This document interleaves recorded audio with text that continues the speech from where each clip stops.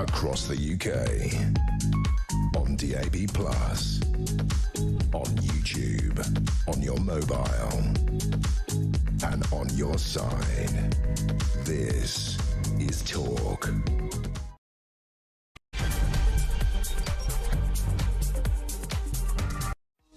Hello, good evening or afternoon. We're on the cusp of the evening, but looking outside, it's pretty much night time. Someone's turned off the lights out there, haven't they? Welcome to the show. It is wonderful to have your company today. I'm going to be with you doing this shift until Friday. So Tuesday, today, Wednesday, Thursday, Friday. And I hope you will join me, be a passenger on our journey towards the truth. Because there is a lot to talk about. And there is always so much inversion of the truth. Is that not the thing that makes you most angry about politicians, about the establishment, about the mainstream media? They will tell you something utterly convinced, and at times very convincing, that this is the case in hand. And yet, when you learn, it's usually the complete inverted opposite. We're going to be talking probably through that prism about all sorts of stories today, especially what on earth David Lammy is doing to 700 years of democracy and justice by basically digging in and saying, yeah, we're going to scrap the jury service. That's fine. Gone for crimes with sentences of less than 3 years. Well, hold on. I mean, doesn't the jury help determine whether a sentence is going to end up as less than 3 years? But also, what sort of crimes are these that no longer, that are just being heard by one particular judge who's going to go, right, that's it, it is my interpretation of the law alone?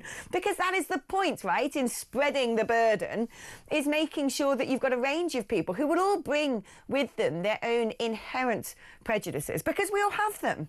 And so by having 12 peers making up the jury, you sort of assume that these people from different walks of life have had different life experiences, will bring with them different political viewpoints, different emotional baggage, and that way, hopefully, all the various sorts of potential prejudice is cancelled out. But no. Meanwhile, good old Lord Hermer.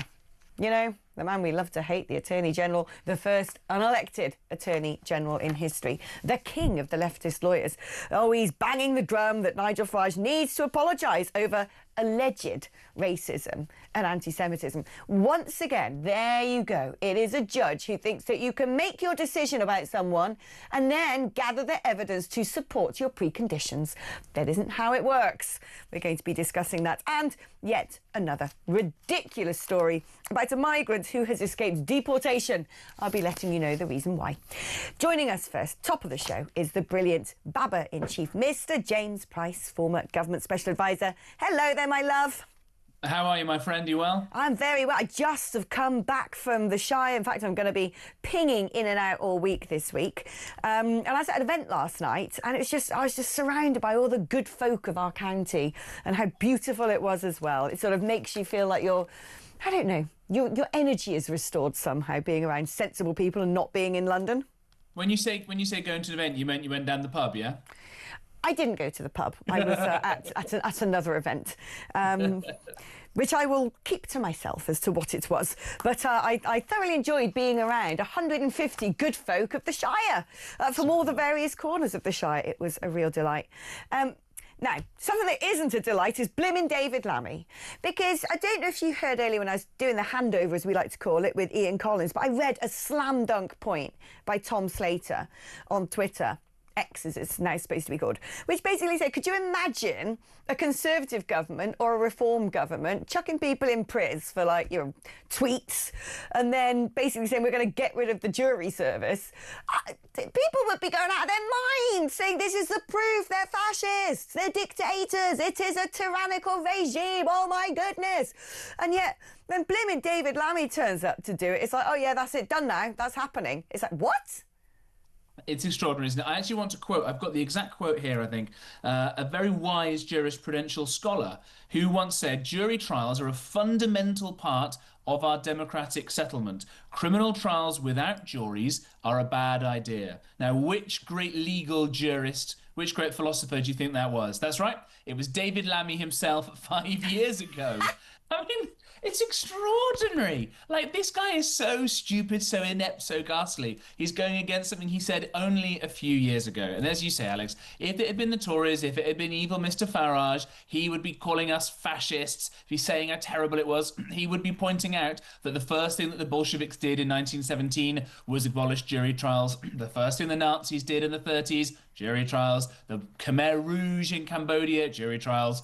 Franco, jury trials, got rid of that straight away. Salazar, the CCP in China, obviously got rid of them straight away. You know, time and time again, it is the first act of some kind of totalitarian dictatorship to get rid of it. And if it had been, as you say, the Tories or Reform, and by the way, doing it on these horrendous grounds of, oh, it will save a couple of quid, he would be the first person marching and preaching and screeching and shouting. But for some mad reason, he's decided that he's going to shred the last of his dignity, frankly, on scrapping an ancient liberty of ours. And one last thing, Alex, I'm going to disagree with you slightly. You said just now it's a 700-year-old tradition. I think it goes back way further than this. You know, the Ethelred the Unready had this going for us in the 900s, and I worked out that Aeschylus wrote a play called the Eumenides, where Athena comes down on high to the people of Athens and gives them the glory and joy of the jury trials about 2,480 odd years ago.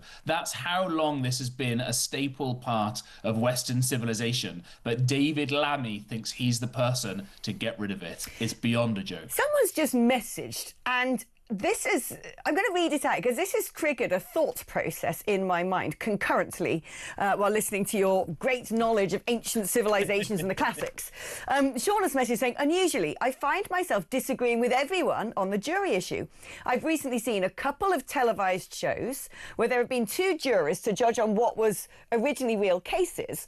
The jurors did not know of the existence of the other jury. The juries came back with different verdicts despite hearing the same evidence. One factor was how a dominant person in the jury could influence others in the jury. Another factor was where members of the jury formed little cliques. Sometimes the evidence is too complicated and the ability of some jury members to understand the evidence was challenging for them. Hence, I think we should have professional jurors. Well, actually, that's sort of suggesting jurors should still be the case, not one person. But what this has made me think here, and I'm just going to reach into my handbag and get out my tinfoil hat, is, isn't it funny, huh?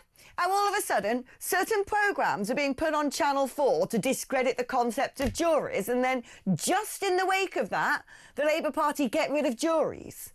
I don't know, maybe there's no connection, but it is, sometimes I find it interesting how certain concepts are fed into the public psyche well in advance of someone going, I know, let's make some legislation on this.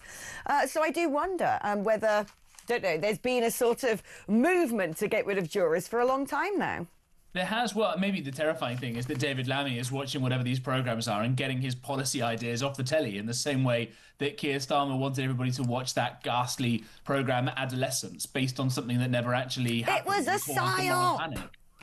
And let's remember that actually in the new Labour years early on, Jack Straw tried to get rid of juries. So at least the socialists have been trying to do this for, almost 30 years now. Look, jury trials are not perfect, and it will be the case that guilty people will quite possibly go free as a result of it, and that's not a wonderful thing. It would hopefully mean that the prosecution and the Crown Prosecution Service and all these wonderful smart egghead barristers with their wigs on will try harder and do better, but it is a protection of our ancient liberties.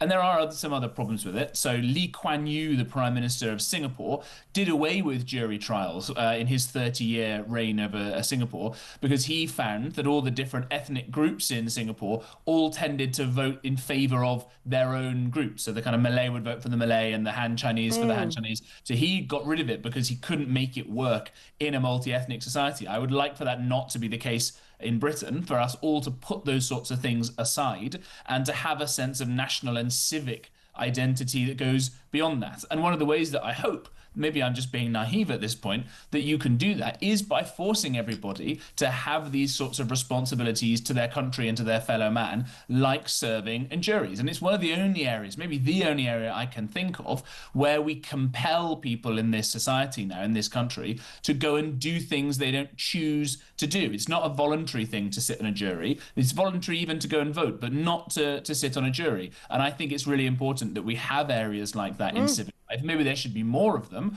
that we make people give up some of their time to serve their country and their communities and their fellow man. David Lammy doesn't care about that. He just wants to get rid of all of it. Well, we're losing our Ryan next week because he's been called up. So I don't know who's going to be producing this programme. It's going to go to the Southwark Crown Court is just around the corner, I think. So if it's Southwark Crown Court, he can pop in and I'm not sure if we're allowed to talk about it. I'm not sure what the rules around it are, whether he's allowed to say that he's doing it and where it is. But either way, that we are losing a key member of staff to such servitude.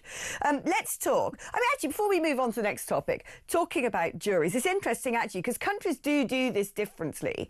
And I was thinking then about the American system, like the trial of O.J. Simpson, when people actually try and stack the jury deliberately, going like, right, if we get some people from this neighbourhood, and if it's a predominantly, jury of this sort of particular creed or colour, then they're going to work in our favour. I mean, thank goodness we actually don't have that in the United Kingdom. No, although, do you know, we actually used to have it for a long time. You were able to object to people in juries, and that was whittled away over the last sort of century or so, until I think the 1970s or so, where there was a case where they tried to stack the jury because there was an ethnic element involved. And so that has gone by the wayside now, which is all the more reason, by the way, that we should try and minimize the differences between people like this, which is the exact opposite, of course, of what wokeism does. We want people just to feel that they're British no matter what, and that the reason that Lady Justice herself is always depicted as having a blindfold on is because that stuff is supposed to not matter at all, and yet we do the complete opposite. And you even had, let's remember, this Labour government very recently had to, and bless Shabana Mahmood for coming to try and stop this, but there were proposals that were going to be the case that if you were from an ethnic minority, you would be treated less harshly if you'd committed crimes. And thank goodness that was quashed by this awful little quango called the Sentencing Council that's probably been responsible for a huge number of crimes happening, because it has watered down the level of sentences, or the lifespan of sentences that people have been under. So basically, I think the message here is that yes, the justice system is a total mess. David Lammy is not the answer to that, in the same way that he is not the answer to very much. Is there a question to which David Lammy is the answer? Answers on a postcard, please. Talking about David Lammy and the brilliance of his mind and the effectiveness of his governance, let's talk about the fact that, guess what? 12 more prisoners have been accidentally released in the past 3 weeks, 2 of whom are still at large. I mean, this is entirely down to the ridiculous proposition from the government that rather than go, right, we need to pull out our finger and somehow make a prison out of midair and do it stat, they're like, oh, we're just going to have to release people early. And guess what? Typically, all of our public institutions are sort of bureaucratic and failing, and so they're making massive errors. Yeah, I'm not exactly shocked by this. It is shocking, and we should be more upset about these things. The bit that really gets me is, you say, it can't be that difficult in terms of the raw atoms of physics to be able to build a building with some locks on some doors, right? We live in a society now where Elon Musk, I've said this before, Elon Musk can catch 40-story high skyscraper-sized spaceships out of the air with robot arms, and you've got all these other boffins making sand think in terms of all this AI. Yeah. And yet we're saying it's impossible to build some buildings with some locks on some doors. I mean, come on. Surely Britain is the 5th biggest economy in the world, a nuclear arm-powered state with some of the smartest, most dedicated public servants and citizens in the world. We are not too incapable of building some prisons. I know, exactly. I mean, they could have not increased the welfare cap, child welfare benefit, could have not lifted that and instead put all of that money into making some super prisons. I mean, every time I see those massive storage units, they're everywhere now. Do you know what I mean? Yellow box company, whatever they're called, Safe Store. They're everywhere. Everyone's got stuff in storage. These things are vast. They're like cavernous. They have various subterranean layers that seem to stretch on ad infinitum. And you just think, if they can knock those out in about a year's time in an industrial estate, the Labour Party could do the same. I totally agree. Now, let's flip back to this story before we talk about Lord Hermer. I can't wait. But the reason why we really do not need to have people who, presiding single-handedly over our judicial system, because they tend to come up with some terrible, terrible judgments, such as an asylum seeker aged 20 fled his home country after sleeping with his brother's wife for 9 months while they were all living in the same family home.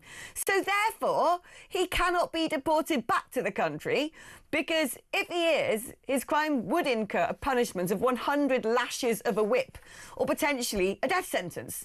So now we've got some random Iranian here because he was shacking up with his brother's wife. Well, I mean, to quote the good book, Am I My Brother's Keeper?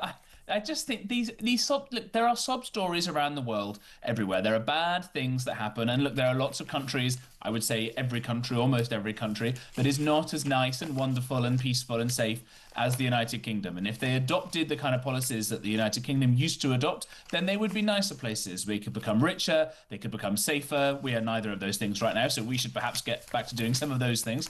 But we can't take every case, even the most deserving cases in the world, and yet we seem to be acting as if we're not the sadly quite poor country that we are today, and taking in all of these cases. If we were going to take people in, if we still think that despite us being poor and less safe than we used to be and that we should be taking people in, I'm not sure that not quite a bigamist, but a serial philanderer Iranian bloke is the most sympathetic character that I would be devoting taxpayer resources to. What about all the children stuck in miserable refugee camps in the most benighted parts of the world? What about people in Britain who've paid in their whole lives and are going to be freezing in their homes over this winter because Ed Miliband doesn't care about making energy cheaper for them? Maybe we should think about those people before the top Iranian shagger comes and gets protection.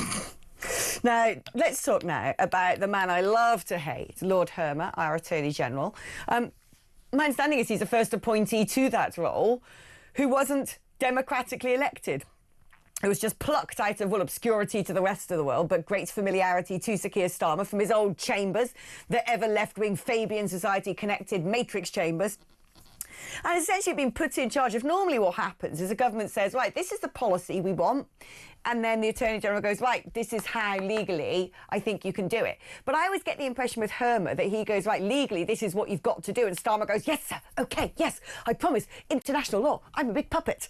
And this man, this sort of dark, shadowy character, is now, trying to drive the knife into Nigel Farage by saying that he must apologise over racism and anti-Semitism that may or may not have happened, that to me doesn't seem to have any evidential basis apart from a couple of people moaning, that you think, if what they said is true, then OK, it's ugly. Some of the things he may have said are ugly. But I don't know whether I can believe these people are not being politically motivated, because they do seem to fit a certain type. And given that this is something, 5 decades ago, we all did things when we were young that we wouldn't be so proud of if they emerged right now. Or if we did them as an adult, people would, eyebrows would rightfully shoot up to their hairline. And yet this is what they're going for. Hermer's going for this stuff. They keep pushing and pushing and pushing. They can't leave it alone. I just think it's disgraceful. I think it's almost a form of bullying. Yeah, it's very peculiar, isn't it? It's a kind of archaeology offence, or offence archaeology. The version of this used to be going through Twitter and seeing things that people had liked years ago, or things that they'd said, and go, oh, well, this is clearly the most terrible person in the world because he once liked a tweet that said something a bit saucy or whatever. This is even more attenuated out, that people recollecting, as you say, almost 50 years ago, what it was that a child would say. Again, I'm sure that all sorts of mad, bad and ugly things are said in playgrounds, and that a young Nigel Farage at his, quite nice posh school probably isn't the most sympathetic character in the world, but I can't imagine that there are many teenagers or children who haven't said and done stupid things. Yeah. And regardless, I don't understand why it is that the Attorney General of this country, who is now taking a break from hurriedly giving away British sovereign territory, which is the main thing that Hermer has done in his time in the form of the Chagos Islands, is stymieing the ability for us to stop the small boats invading this country full of fighting age men coming over, is stopping the ability of us building any infrastructure infrastructure and stopping all of these other progressive things that we could do to make the country a better place, an easier place to live, a safer place, that he's going after another leader of a political party and saying he has to apologise for stuff he did when he was a child. Are we supposed to believe that Richard Herman was a perfect child? How can he prove that to us? We're talking about things that were taking place in, what, the 1960s, 1970s? I don't know. But when you look at all sorts of things taking place around that time, not all of it looks so pretty now. You know, look back at some of the old James Bond films, you're like, whoa, you can't say that. But even things that, you know, I remember saying in the playground in the 90s, at the end of the day, you wouldn't say now. I mean, I remember when I was growing up, the sort of main accusation if you didn't like something, it's like, oh my God, that is so gay. Oh, you're so gay. Like, you wouldn't do that now. People would be like, you can't, that's just really offensive. But people said it all the time back then. So, you know, imagine if I became Prime Minister in 10 years' time, some sort of leftist could pop up and say to the Guardian, oh God, I remember Alex Phillips used to say that things were gay that she didn't like. And I'm like, everyone did, you know? It's like, that's what everyone said. Anyway, I just find it's all confected. It's all nasty, intimidating. It's playing the man, not the ball. And I just can't wait for that man Herman to have his comeuppance. James. Particularly weird thing that the left seems to be trying to always muddy the waters around people's ages. So you're having a go at Nigel Farage now for something he did when he was supposed to have been a child, and yet when other people who are children of the same age commit the most hideous and heinous crimes imaginable, suddenly, oh well, no, they're a child, you can't do anything mean to them. And then you've got, oh well, they're allowed to vote, but we're going to change the age at which they can ever smoke or drink. And but they can't have a vape, but if they want to, you know, slice off their genitals, be my guest. James, I've got to let you go, my darling, because I'd love to fill the entire 3 hours with you, but we've got other people to speak to. The wonderful, brilliant James Price there. We're going to take a short break and talk about wonderful and brilliant. We're joined after that break by Jonathan Sacerdoti to continue this conversation about what Nigel Farage may or may not have said. That's after this.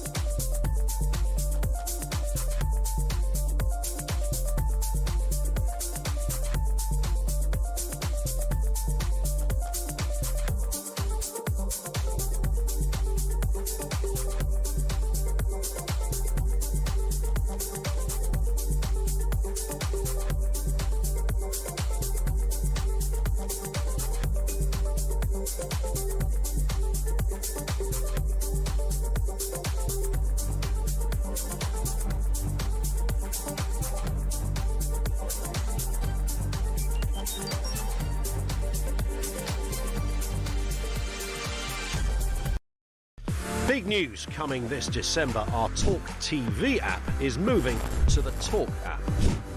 You can watch, catch up and listen to all your favourite shows and podcasts anytime, anywhere, all on the Talk app.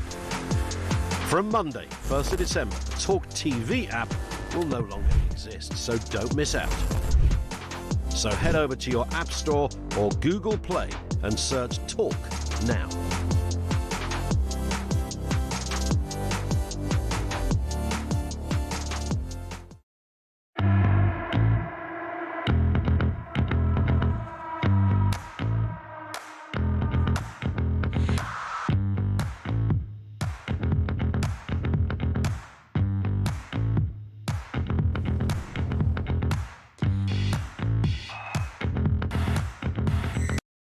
Across the UK, on DAB+, on YouTube, on your mobile, and on your side. This is Talk. Hello, welcome back to the show. Let's bring into the conversation now Jonathan Sacerdoti, a journalist and broadcaster. Jonathan, thank you for coming on the programme.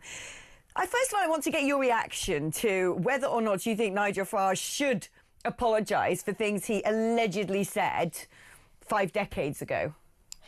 I think it's a really tricky issue because on the one hand, I recognise that when allegations like this are made, especially by outlets like the BBC or The Guardian, who haven't previously had much reservations themselves about anti-Semitism, it obviously looks like a smear, and it obviously looks like something designed to try to bring him down because he is on the rise and has so much support. But what I'll say is this, and I wrote a piece about it on Friday in The Spectator.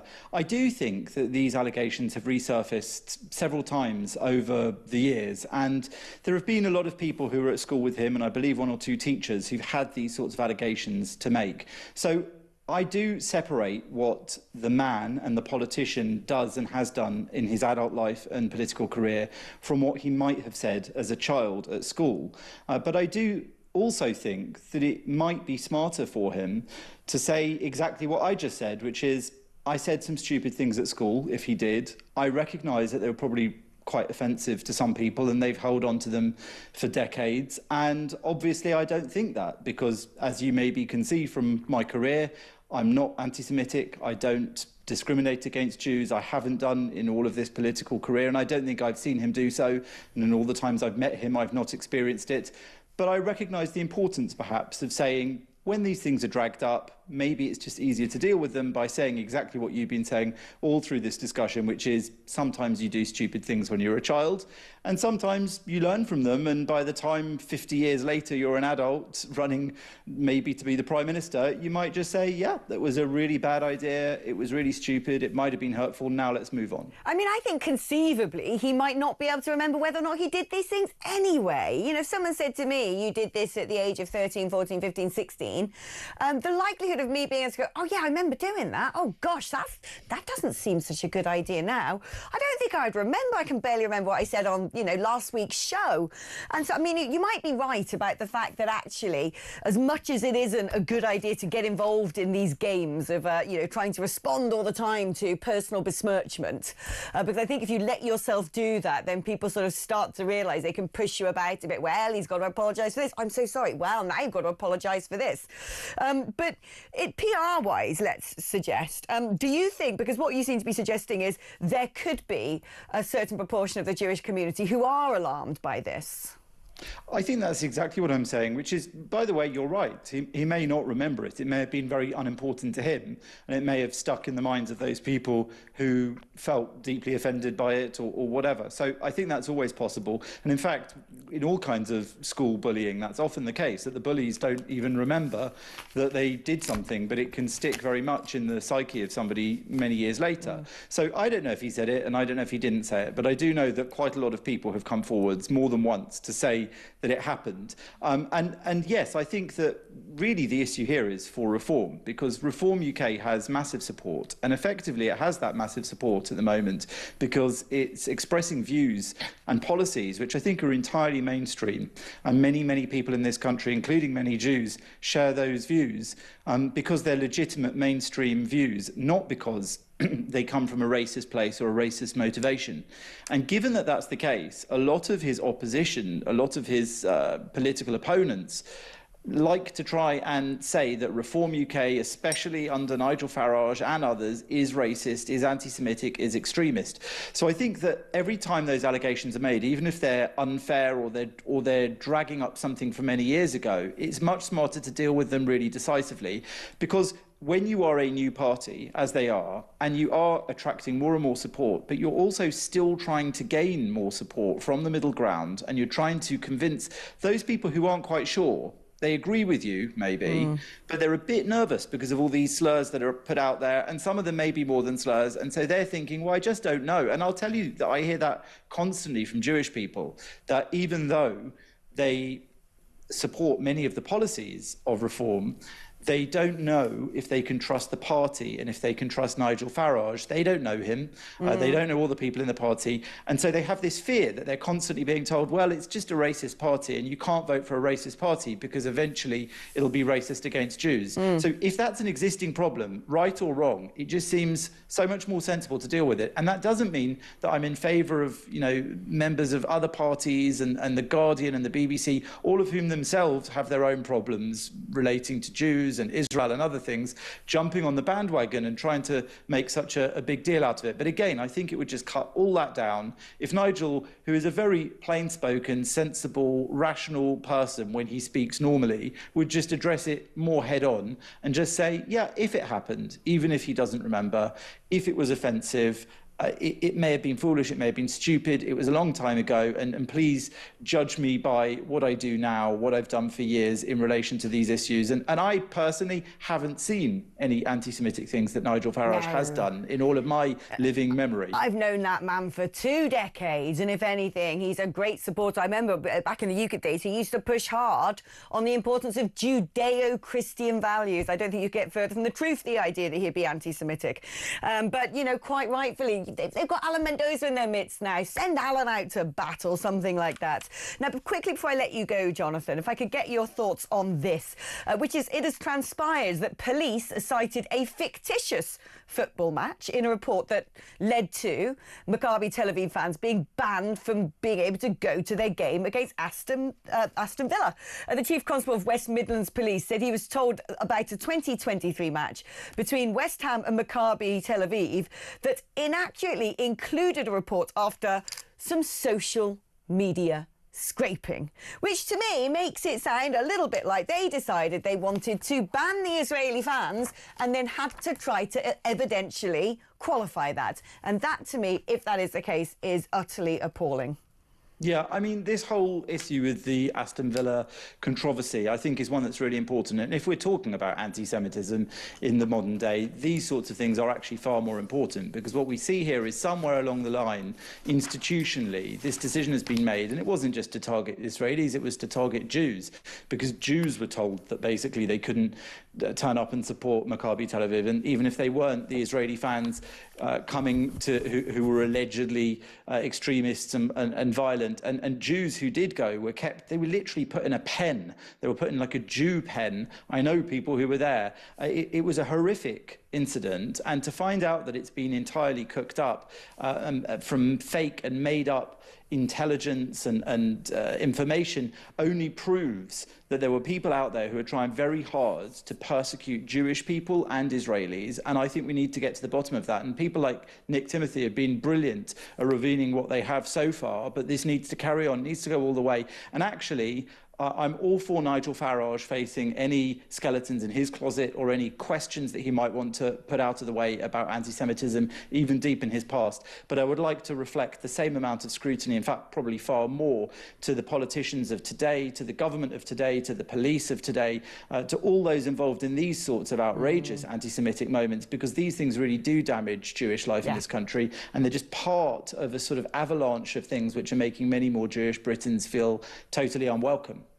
I couldn't agree more. Jonathan, it's been fantastic having you on the programme. Thank you ever so much. Now, a real treat is coming up after the break. At least I think it's a real treat, because I'm a huge, gushing fan of Mr Tom Tugendhat, our former Securities Minister, once led the Foreign Affairs Committee. Probably the most hawkish, as they like to say, when it comes to the threats from China. And that is what we're going to be discussing with him, amongst other things. So stay tuned. After that, though, we're going to be taking your calls. So if you would like to register your interest to be patched through to the studio, you can do that now. 03444 999 1000.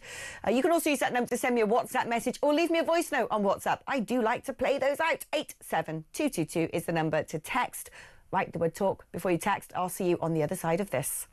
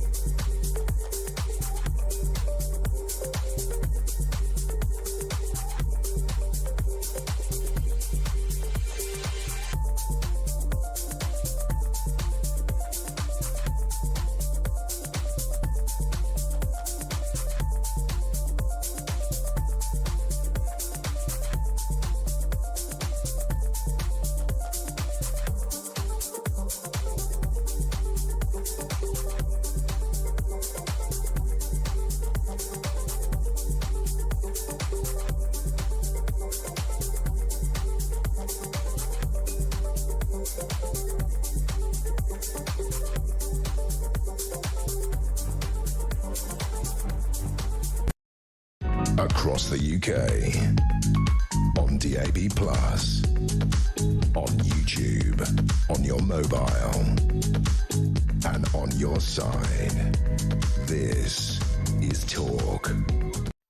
Hello, welcome back to the show. Now, do you remember the whole hoo-ha over the two Chinese spies who didn't face justice because the government weren't able to provide evidence that the government thinks that China poses a national security threat?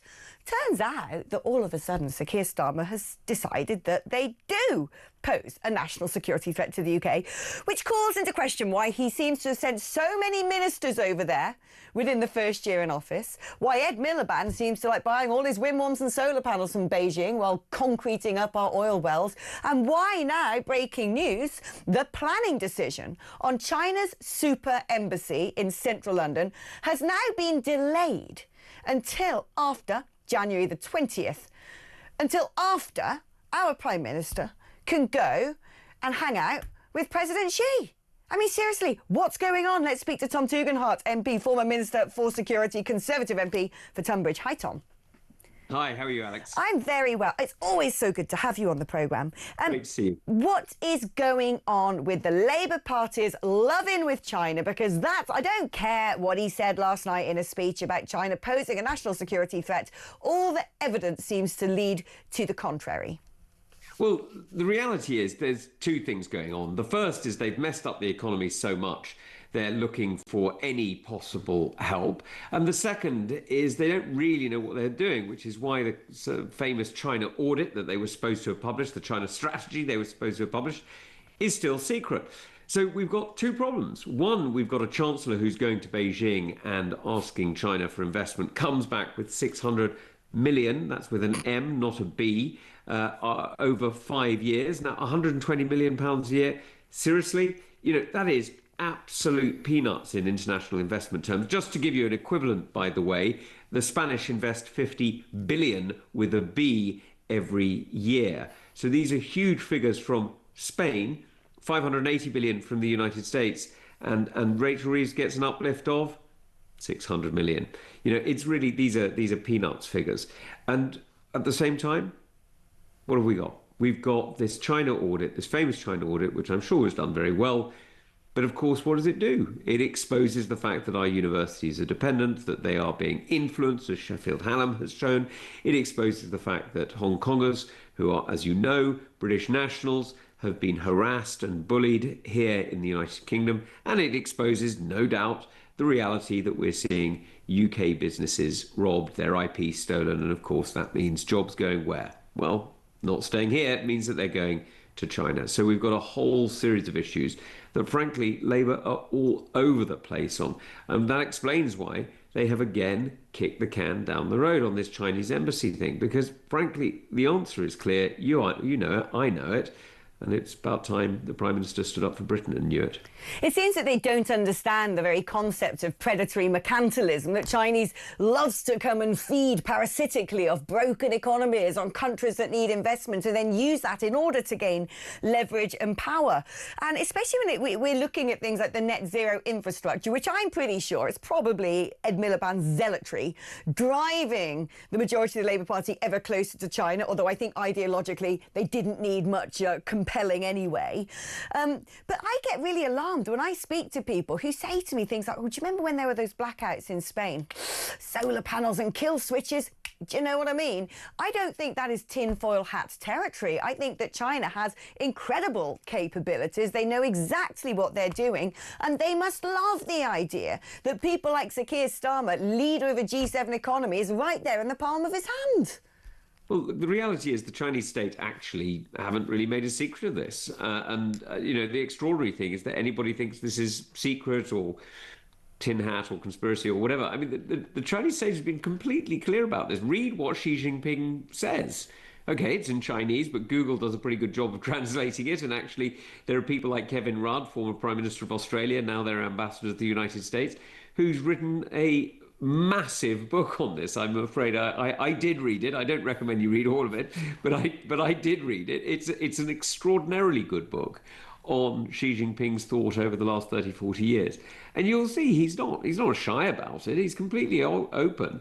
He's trying to build a Marxist nationalist system that sees the level of control at home that you'd expect of the Chinese Communist Party, but also the level of national influence and prestige and strength abroad that enables them to have control in other jurisdictions too. So, the extraordinary thing I find about this is as though anybody's surprised. It's like he hasn't hidden it. He's telling you what he's going to do, and he's doing it.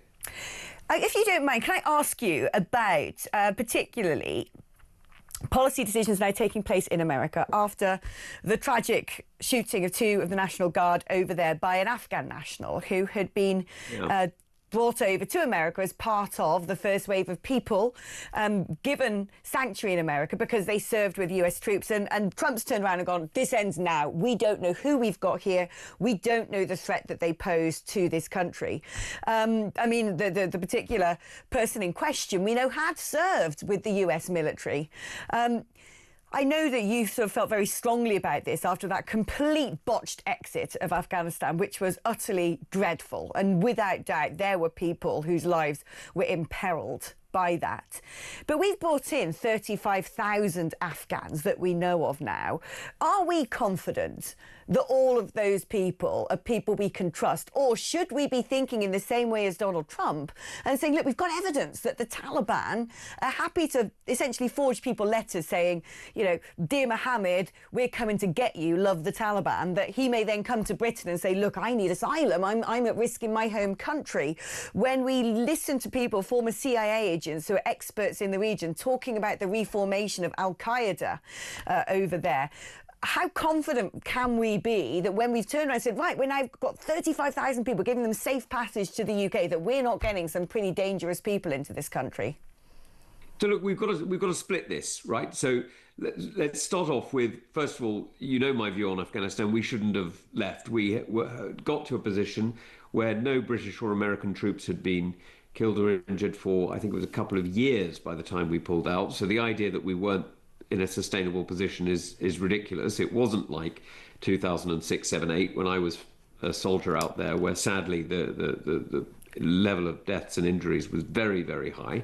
We'd got to a position where there was a couple of 100,000, in fact, I think it was about 300,000 Afghan troops being sustained by 10,000 total, 10,000 foreign forces. So, it was sustainable. So when we withdrew, or rather when the US withdrew and therefore caused the collapse, it was on us. Let's not kid ourselves. Now, at that time, you're right, there was a massive, chaotic departure of many people, and many people who had served alongside us. And before we belittle the sort of risks that people are at, let's not forget that groups like the triples, as they're known, those commando units that were raised by us, TF 444, Task Force 444, which was CF Commando Force 444, which fought alongside me and others in Helmand, fought quite literally to the last man in Kandahar, and were all killed. So it was absolutely true that many were killed by the Taliban in those early days. And those are the ones who came to the UK. Let's not forget, we don't have an evacuation scheme from Afghanistan today. We haven't had one for many, many years. It stopped within weeks, months after the fall of Kabul. And that's where we've got to. We're also in a different position to the United States. I mean, obviously, as you know, the United States is a much more heavily armed society, to put it mildly. So we're in a different position there. But you're absolutely right that what we need to do is make sure those people who are here understand what part of the society they're in, and integrate properly, and that those who are who decide that they want to go back, or who decide that they want to bring, or others who want to follow, well, that's a very different circumstance. It's a very different circumstance because we've got time, we should be able to analyse these things properly, and we need to be absolutely certain that what we're doing is we're supporting only those who come to the UK to whom we really do have a debt, and there are a few, but they are very few. Before I let you go, Tom, Putin's at it again. He's first of all come out and said, if the Europeans want to go to war with me, I am ready. And then he's turned around and said, it's the Europeans who are the ones standing in the way of there being a peace process or a negotiation with Ukraine. How is it that this man seems to run circles around the West? It is pretty extraordinary, isn't it? I mean, he's been completely obvious about what he's doing. This isn't some sort of land deal. What he's trying to do is he's trying to break up NATO. He's trying to break up our alliances. And by the way, he's not particularly shy about it. He's doing it by disinformation across Europe, including the UK, by sabotage, even here in the UK. This is the only person I can think of in the last 80 years who has used both chemical and nuclear chemicals in the UK. And one of those chemicals, the one that was used to attempt it, the Novichok that they used to try to kill the Skripals, had it been raining that day and that water have got into the water supply, it could easily have killed 10 or 20,000 people. I mean, it was utterly vile chemical. And the reality is that's what Russia's trying to do. They're not being particularly shy about it. They're not hiding it. If you really wanted to be subtle about killing the Skripals, you wouldn't have used a chemical poison that identifies Russia as the only possible cause. So this is really extraordinary, and this isn't some sort of land swap that he wants with Ukraine. No, he wants Ukraine to be subservient because he wants to lead not to some sort of buffer state with Europe, but because he wants to break up NATO and he wants to demonstrate that we're all impotent. And by the way, he's doing a pretty good job of it at the moment, because what he's doing is he's dividing many NATO countries, and some of them are sadly believing his propaganda, and others are doing their absolute damnedest to stand up to them. I think of the Baltic states and Poland, who are doing an extraordinary job at the moment. Only about a month ago, we saw 20 or so drones cross into Poland, not by accident, and we saw sabotage on Polish railways, again, not by accident, that could, thank God it didn't, but could have killed hundreds of Poles. Yeah, I get the impression underneath all of this that the West and America are probably a little bit more scared of Putin than they perhaps let on. Tom, thank you ever so much. It's been a delight catching up with you. The world doesn't feel a safer place since he's no longer our security minister. He's Blooming good one, wasn't he? Because he actually knows his stuff. He's walks the walk, talk the talk. He's got first-hand experience, and a very bright man he is as well. One of the best in our parliament. OK, we're going to take a short break now. After the break, it'd be great to hear from you. 03444 99 1000 is the number to dial. I'd love it if you have the guts to pick up the blower and have a chat with me, especially if you've not done it before. Break your duck, why don't you? 8722 is the number if you'd rather. Send me a text, write the word talk before you message. I'm back just after this.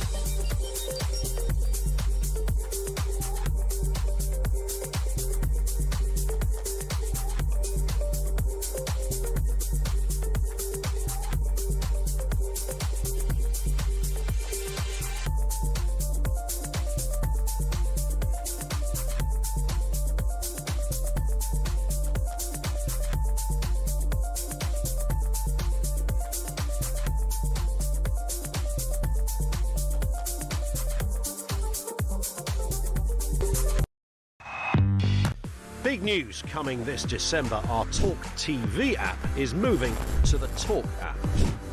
You can watch, catch up and listen to all your favourite shows and podcasts anytime, anywhere, all on the Talk app. From Monday, 1st of December, the talkTV app will no longer exist, so don't miss out. So head over to your App Store or Google Play and search Talk now.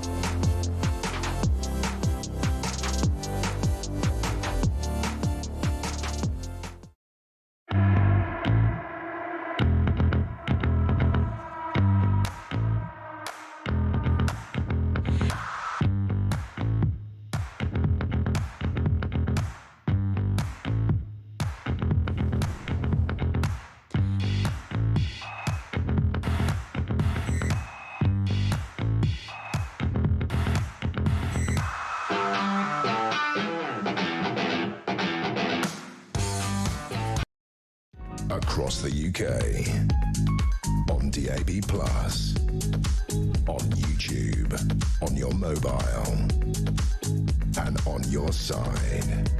This is Talk. Hello, welcome back. Right, let's see who we've got lined up to give us their little slice of opinion. Let's speak first to David, who is in Exeter. Hi there, David. Hi, Alex. So the jury trial that Lammy and Hermer are trying to strip away from us. So that your right to a jury is enshrined in the Bill of Rights, 1688. Now, that's on the statute and it's in full force. And obviously it's as a result of the Glorious Revolution and a convention parliament. So it's law, right? So what Lammy and Hermer are really doing is they're pushing this as far as they possibly can, really. Somebody needs to call them out and go, well, hang on a sec. It's everyone's right to have a jury. It's in the Bill of Rights. That's law. So what you're suggesting really is we're not going to really take any notice of that law and custom. And hang on a sec. What's your oath as a Privy Councillor is to uphold the law and the enactments agreed upon in Parliament. So really, somebody needs to say to them, look, Lammy and Herman, what you're doing is illegal. Your position is untenable. Jim, I agree with you, but my concern is with Monsieur Herman especially, is I think he's a very clever man. And I think he knows full well, and if this policy is going to be pushed through, he will already know how to circumlocute certain things. He'll already know how to get around things legally. That's his job, actually, as Attorney General, to say, right, if this is the policy that we want, this is how legally we can executed, given all the legislative strictures that are in place. It is his particular domain to be able to do that. And I get the impression that potentially scrapping jury trials might have been on the menu for quite a long time, and that therefore it will be relatively thought through. And so I think that however much you try to hold them to account to say you can't do this because of X, Y, and Z, I think they'll get away with it. I think they know how to get away with it. Well, they certainly can get away with it with the current Parliament, which is pathetic. And there's only a small amount. I can only see a small amount of resistance here from the likes of David Davis and one or two others. There's not enough resistance in Parliament. They're not astute enough to realise this and to actually fight for the Bill of Rights. Because once they strip this away, the rest of the rights will go. But what they're saying is we're going to do away with one of the cornerstones, one of the written parts of our Constitution, which is the Bill of Rights. So this is the big issue. Is of course that they're going to turn the courts into politicised courts, which is everything Churchill warned of: political police, political judiciary. This is socialism. I agree. It is. It's extremely socialist in its approach, and it is particularly for those crimes that seem to garner sentences of less than 3 years that we do see some pretty egregious decisions being taken in the hands of activist judges. It's of great concern. But like I said, I just have a feeling they've already pre-planned how to evade criticism. David, thank you ever so much. Let's speak quickly to Jill in Cornwall. We don't have much time, Jill, but what's on your mind? Well, it's just this Nigel Farage thing. When he said what he said when he was a child. I mean, for goodness sake, how far back are they going to go to sort of try and make out that he's this and he's that? I mean, did he wear pink trousers, for goodness sake? Can I ask you something, though, Jill, right? If it emerged, right, if people had come forward and said, when I was at school, Sir Keir Starmer was a bully, Sir Keir Starmer had called me horrific names, would you say the same about him? Why on earth are they digging up Starmer's childhood? Well, yes, I would say the same, simply because that is the truth of things. I mean, I said things at school that now I disagree with. I don't think the same. I think we're all in the same boat. But for them to make a political point of view with it just shows how desperate they are to try and get rid of anything that might be a threat to them as a party. We see it happening all the time. They tried to do it with Maloney, didn't they? Oh, well, you loved Mussolini when you were younger. It is exactly what they do. They play the man and not the ball. Jill, thank you ever so much for your call. I'm pleased to hear, actually, that Jill said I would put my arms up in horror if they did this about anybody. Quite right, too. OK, we're going to take a short break now, but don't go anywhere. There's still 2 more hours of drive to come. Come on, put some petrol in that car. Let's go. I'm back after this.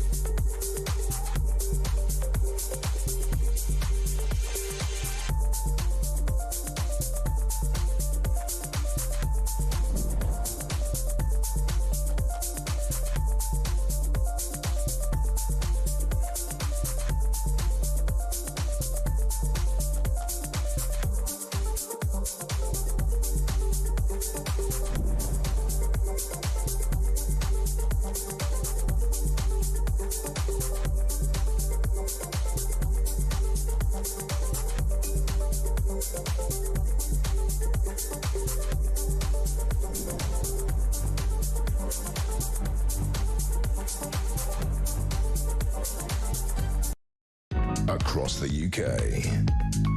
On DAB+. On YouTube.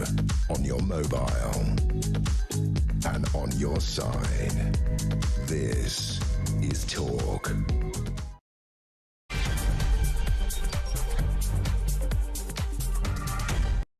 Hello, welcome back to the show. I kind of feel we had a very sensible and put together first hour, didn't we? Not really like me, as being all sophisticated and newsy and current affairs minded, and not my sort of normal verging on a little bit balmy self. So I thought, you know what, it's drive time. Everyone's about to, I don't know, get home and raid their Chardonnay in the fridge and putting the top on the Fosters, glug, glug, glug, down the old hatch. So let's try and get into that mood, shall we? It's kind of hard too when it's like, oh, do you know what? That's it. Justice is gone. Forget about democracy. They've already done that, changing the plebiscite, cancelling elections, moving bits around. No, nothing to see here. We're not changing things that should be matters of the Constitution in the United Kingdom.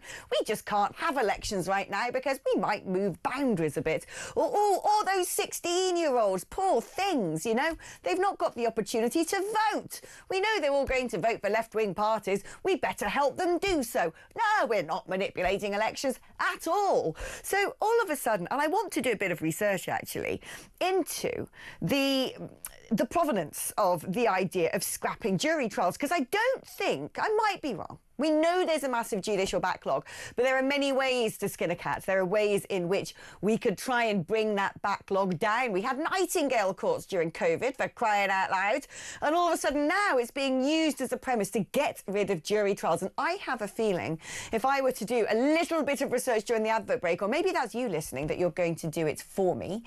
Sorry, you've got to partake in this show, okay? We're all in this together. Ain't that what the government said? So try and do some research on this, because I want to know when the sort of first papers started emerging on the left wing about getting rid of jury trials. And you might want to go to the Fabian website to see if there's anything lurking in the weeds down there. There might not be. Maybe this is all about proficiency. But it's a bit like going, oh gosh, let's throw the baby out with the bathwater. You know, this has been part of our unwritten constitution and our rights in the United Kingdom, which inspired rights all over the world, for crying out loud. The Magna Carta, the Great Charter, was the fundamental creation of democracy as we know it today, which has been adopted by many a nation on the Earth's surface. It served really as an example of how to be a civilised society. And so he's not just, you know, messing about with something that's a bit of an inconvenient. Takes a bit long, doesn't it, having those juries hanging around there? We could get this done in an afternoon with just Lord Chief Justice what's-his-face. He'll do. He's going to make sound decisions. Plus he knows the law. All of these randomers from, you know, various far-flung corners of the kingdom, they don't know what they're talking about. But I kind of worry. You know, and especially when it's something that David Lammy comes up with, I worry even more. Should we remind ourselves of David Lammy setting out the new jury proposals just earlier today? Brian estimates that they will deliver justice at least 20% faster than jury trials. And whilst jury deliberations remain confidential, judges provide reasoning for their verdicts in open court. So this will hardwire transparency into our new approach. I'd like to clear up some misconceptions that colleagues unfamiliar in this area might hold. In England and Wales, magistrates have long done the vast majority of criminal cases. That was true in the Victorian era, it's right through to Winston Churchill's time, and today magistrates hear about 90% of criminal cases. In fact, only 3% of trial cases in England and Wales will ever go before a jury.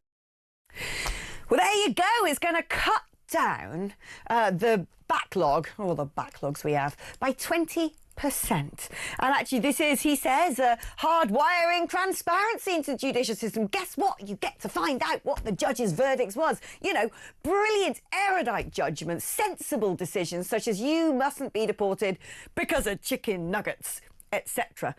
Let's speak now to someone who probably knows a bit more than I do on this subject, because he is a veteran in the world of Home Affairs journalism. It's Danny Shaw. Brilliant to have you on the show, Danny. Now, I think this idea might have been chewed over a few times in the past. And I can understand some arguments for, well, there are people who are not facing justice, or by the time they get to court, it's been so long. How do we know it's been a fair trial? And this is bad on the victims. It's bad on the falsely accused. It's not right that people who are guilty are living the life of, you know, whatever for 2 years before they face justice and might just get out off something because of it. I get all of that. But is, you know, speeding up the process by 20% at the cost of scrapping juries really the only way to go about this? Well, just to be really clear, Alex, the proposal isn't scrapping juries. There will still be jury trials for rape, murder, manslaughter, the most serious offences. In fact, any offence where the likely sentence would be over 3 years will still lead to a jury trial. So there will still be an estimated 7,500 or so jury trials every year for those most serious offences. What the proposal is about removing some jury trials for less serious crimes which are holding up the system. Because at the moment, if you're the victim of a crime, and particularly a sexual assault or a rape, you will have to wait years for your day in court. I've spoken to a victim of sexual abuse. She reported her crime to the police in 2018. In 2021, the Crown Prosecution Service made a decision to prosecute. The trial of the man who assaulted her didn't take place for another 3 years. 3 years she waited. There were 6 occasions when she was given a trial date and it had to be postponed. That's essentially because there isn't enough capacity in the system. There aren't enough courtrooms that are spare, judges, barristers and so on. Everyone has to be lined up for the trial to take place. And so what this idea is about making room for the most serious cases so they can have jury trials, and ensuring that other people do have a fair trial either by magistrates or by a judge sitting by him or herself. That seems to me, I've got to be honest, to be a reasonable proposal to reduce the backlogs and reduce the delays for victims in particular. Well, can you give me any more detail? Because this is why I don't know certain things, such as what sort of crimes are we talking about here? You know, I understand what the most severe crimes are. What I want to know is, you know, what might someone have done to then find themselves in a courtroom with just a judge, let's say? What sort of leeway does the judge have to then decide whether or not a person's guilty or what their sentence or their punishment should be? Because I just want to get some meat on the bones here, is quite what it is that we're facing. And yes, I understand the need to speed up the judicial system needs to be a prerogative, but I still worry that when it is something so hardwired into the fundamentals of our system, the fundamentals of our justice, that if you're going to, you know, say, right, not in these incidences, we're using jurors, everyone needs to understand exactly what that means. Yeah. OK, so the Ministry of Justice have said that in the last year there were about 15,000 jury trials. If their proposals had been in place during that last year, about half of those would not be heard before a jury. So that's about 7,500. Of those 7,500, 5,000 would be heard by magistrates, 2,500 by a judge. The type of cases that would be heard by a judge and not by a jury under this proposal, as I said, would be cases that would incur a prison sentence of no more than 3 years, right? And the sorts of cases, so it could be possession of a Class A drug, it could be a sexual assault that would incur a prison sentence of 3 years or less, it could be someone threatening to kill someone else that would incur a prison sentence of 3 years or less. Serious crimes, Alex, they are serious crimes. But a judge would hear those cases and would have to give their reasons, because this is the feature of judge-only trials. They would give a verdict, guilty or not guilty, and they would give the reasons for that decision. But this is my problem. Just because a judge gives a reason, right, if he's not being counterbalanced, if there are not other people who are sort of in on this process, it means that it's down to one person's interpretation of the law and execution of the law. So they may well give their reasons, but some people might think that they're utterly dreadful reasons.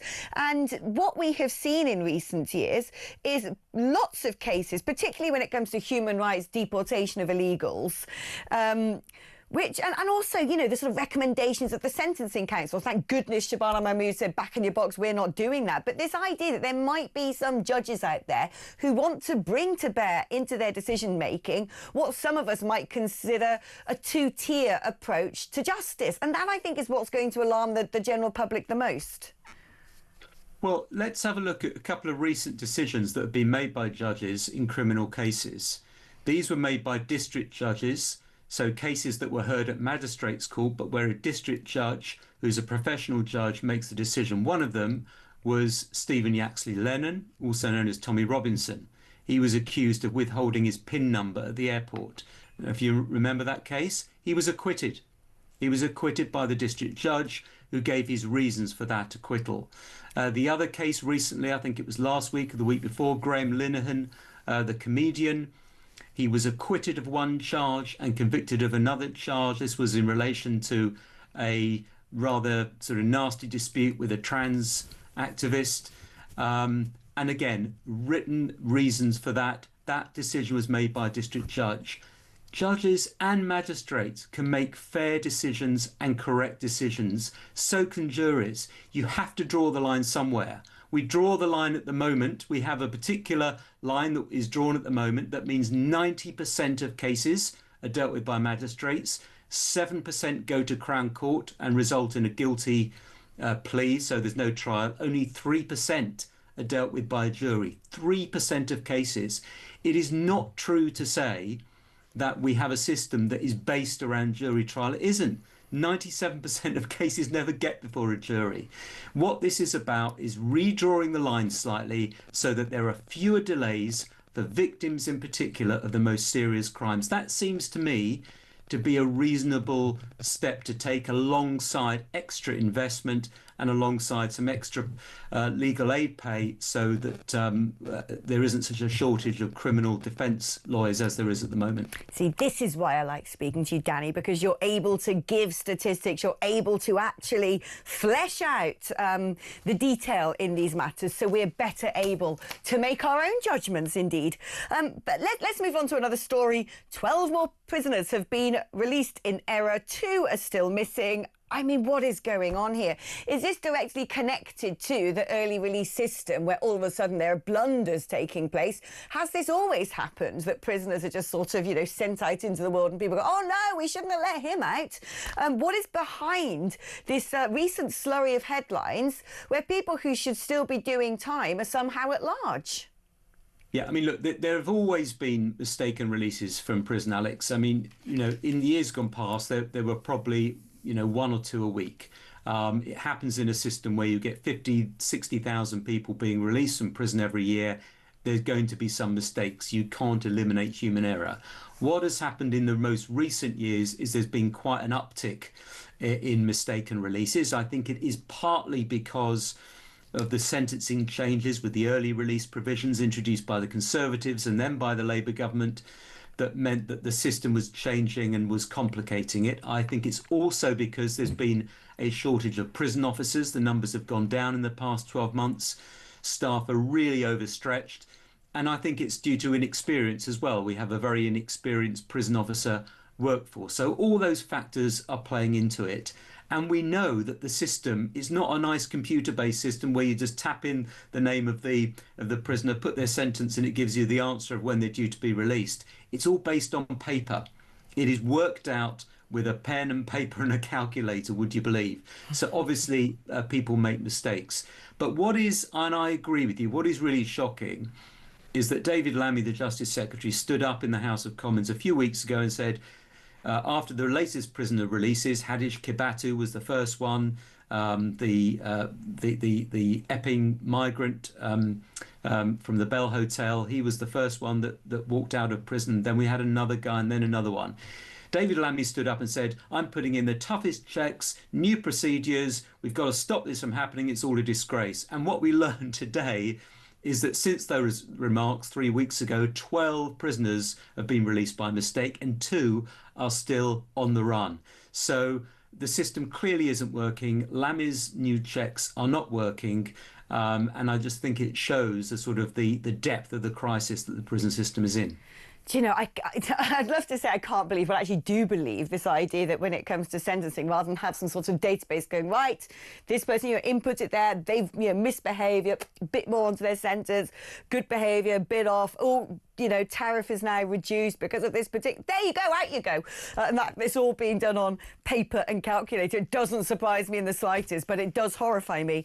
And it made me think, actually, I wonder if we're going to reach a world sooner than we expect, to be honest, where judgments are not carried out by magistrates or not even carried out by a judge, but things such as written evidence and testimonies and so forth are put into some sort of digitised system and AI decides whether you're guilty. Well, we might not be far off down that particular road. I mean, certainly AI could speed things up in the justice system. There are some routine tasks that have to be carried out, and certainly AI tools could help with that. They could possibly help judges and magistrates determine a sentence, but you still need to have a human being at the end of it double checking and making sure they're getting it right, because we've had some pretty bad mistakes recently, haven't we? I mean, I think in a completely separate case, we had the case of the West Midlands police who used an example of a particular case. This was about the Maccabi Tel Aviv supporters being banned from going to Aston Villa a few weeks ago. And the intelligence assessment that was carried out by West Midlands Police, I think, partly used a game that never even took place. Maccabi Tel Aviv were apparently played West Ham in London, never happened.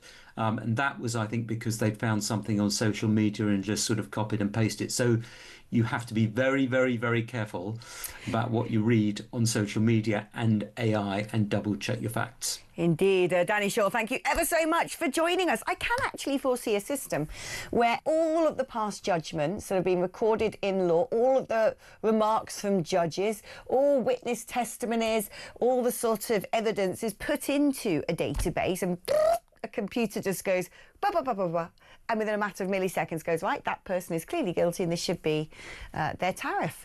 And I'm just wondering whether I would trust that more than I trust the human beings. And do you know what? I think I probably would.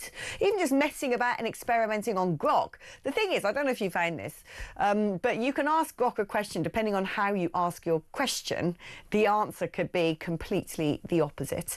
But with improvements going forward, if the scraping and the data in the input was based upon the exact letter of the law as it is written in our statute books, case precedent verbatim, witness statements verbatim, and it was all sort of used as part of a sort of completely impartial process, I wonder, might that actually be better?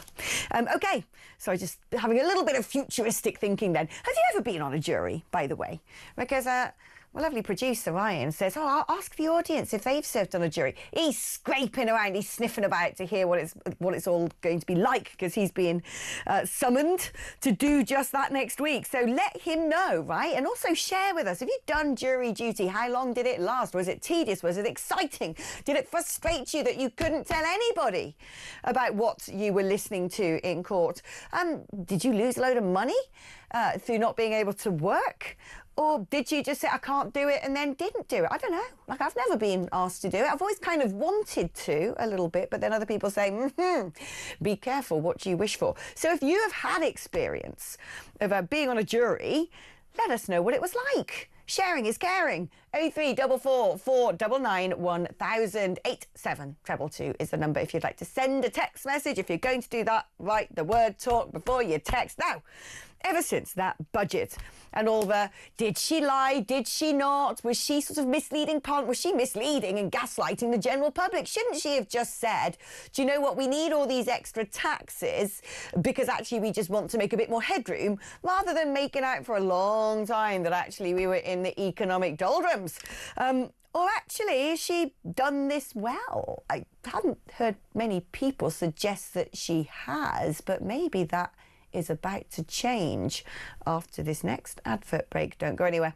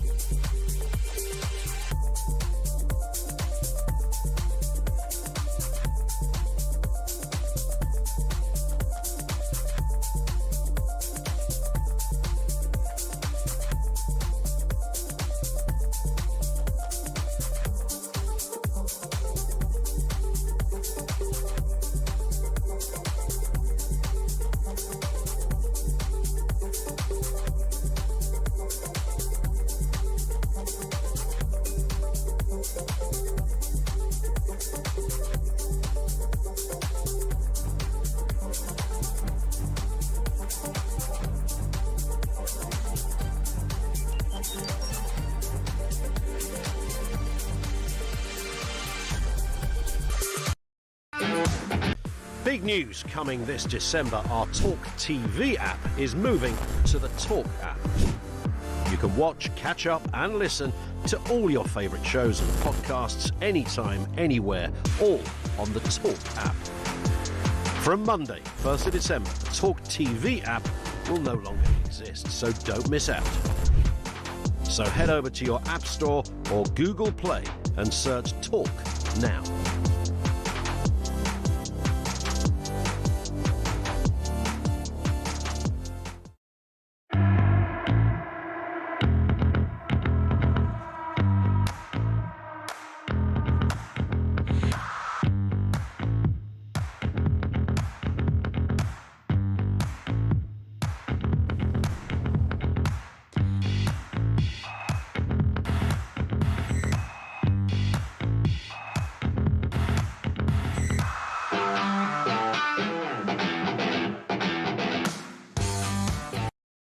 Across the UK, on DAB+, on YouTube, on your mobile, and on your side.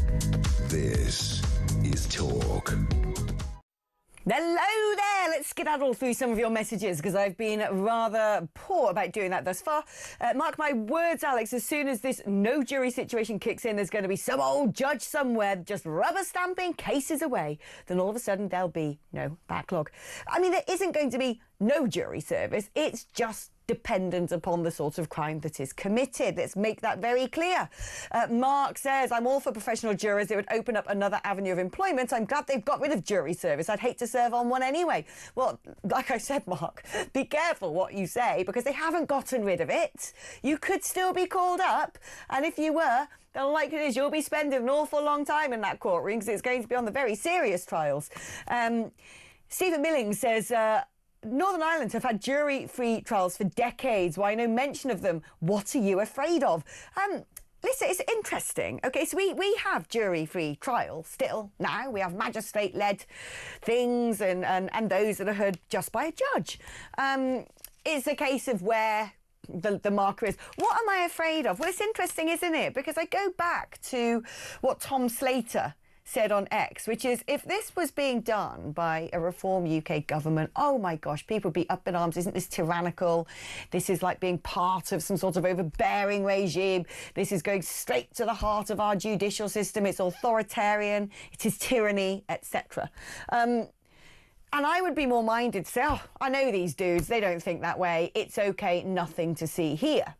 The reason why I get slightly worried about it being executed by a Labour government is the fact that we saw the sort of weird televised trials of people who put things on social media ending up with custodial sentences, when I think that if these people had actually faced a trial, there would have not been as many people sentenced to incarceration, because I think it's very hard to causally prove you put this on social media and that made someone 200 miles away go and pick up a brick. And yet I kind of feel that the system was deliberately prejudiced by our own Prime Minister, who turned around and said before the kangaroo courts on TV, these are all far-right thugs.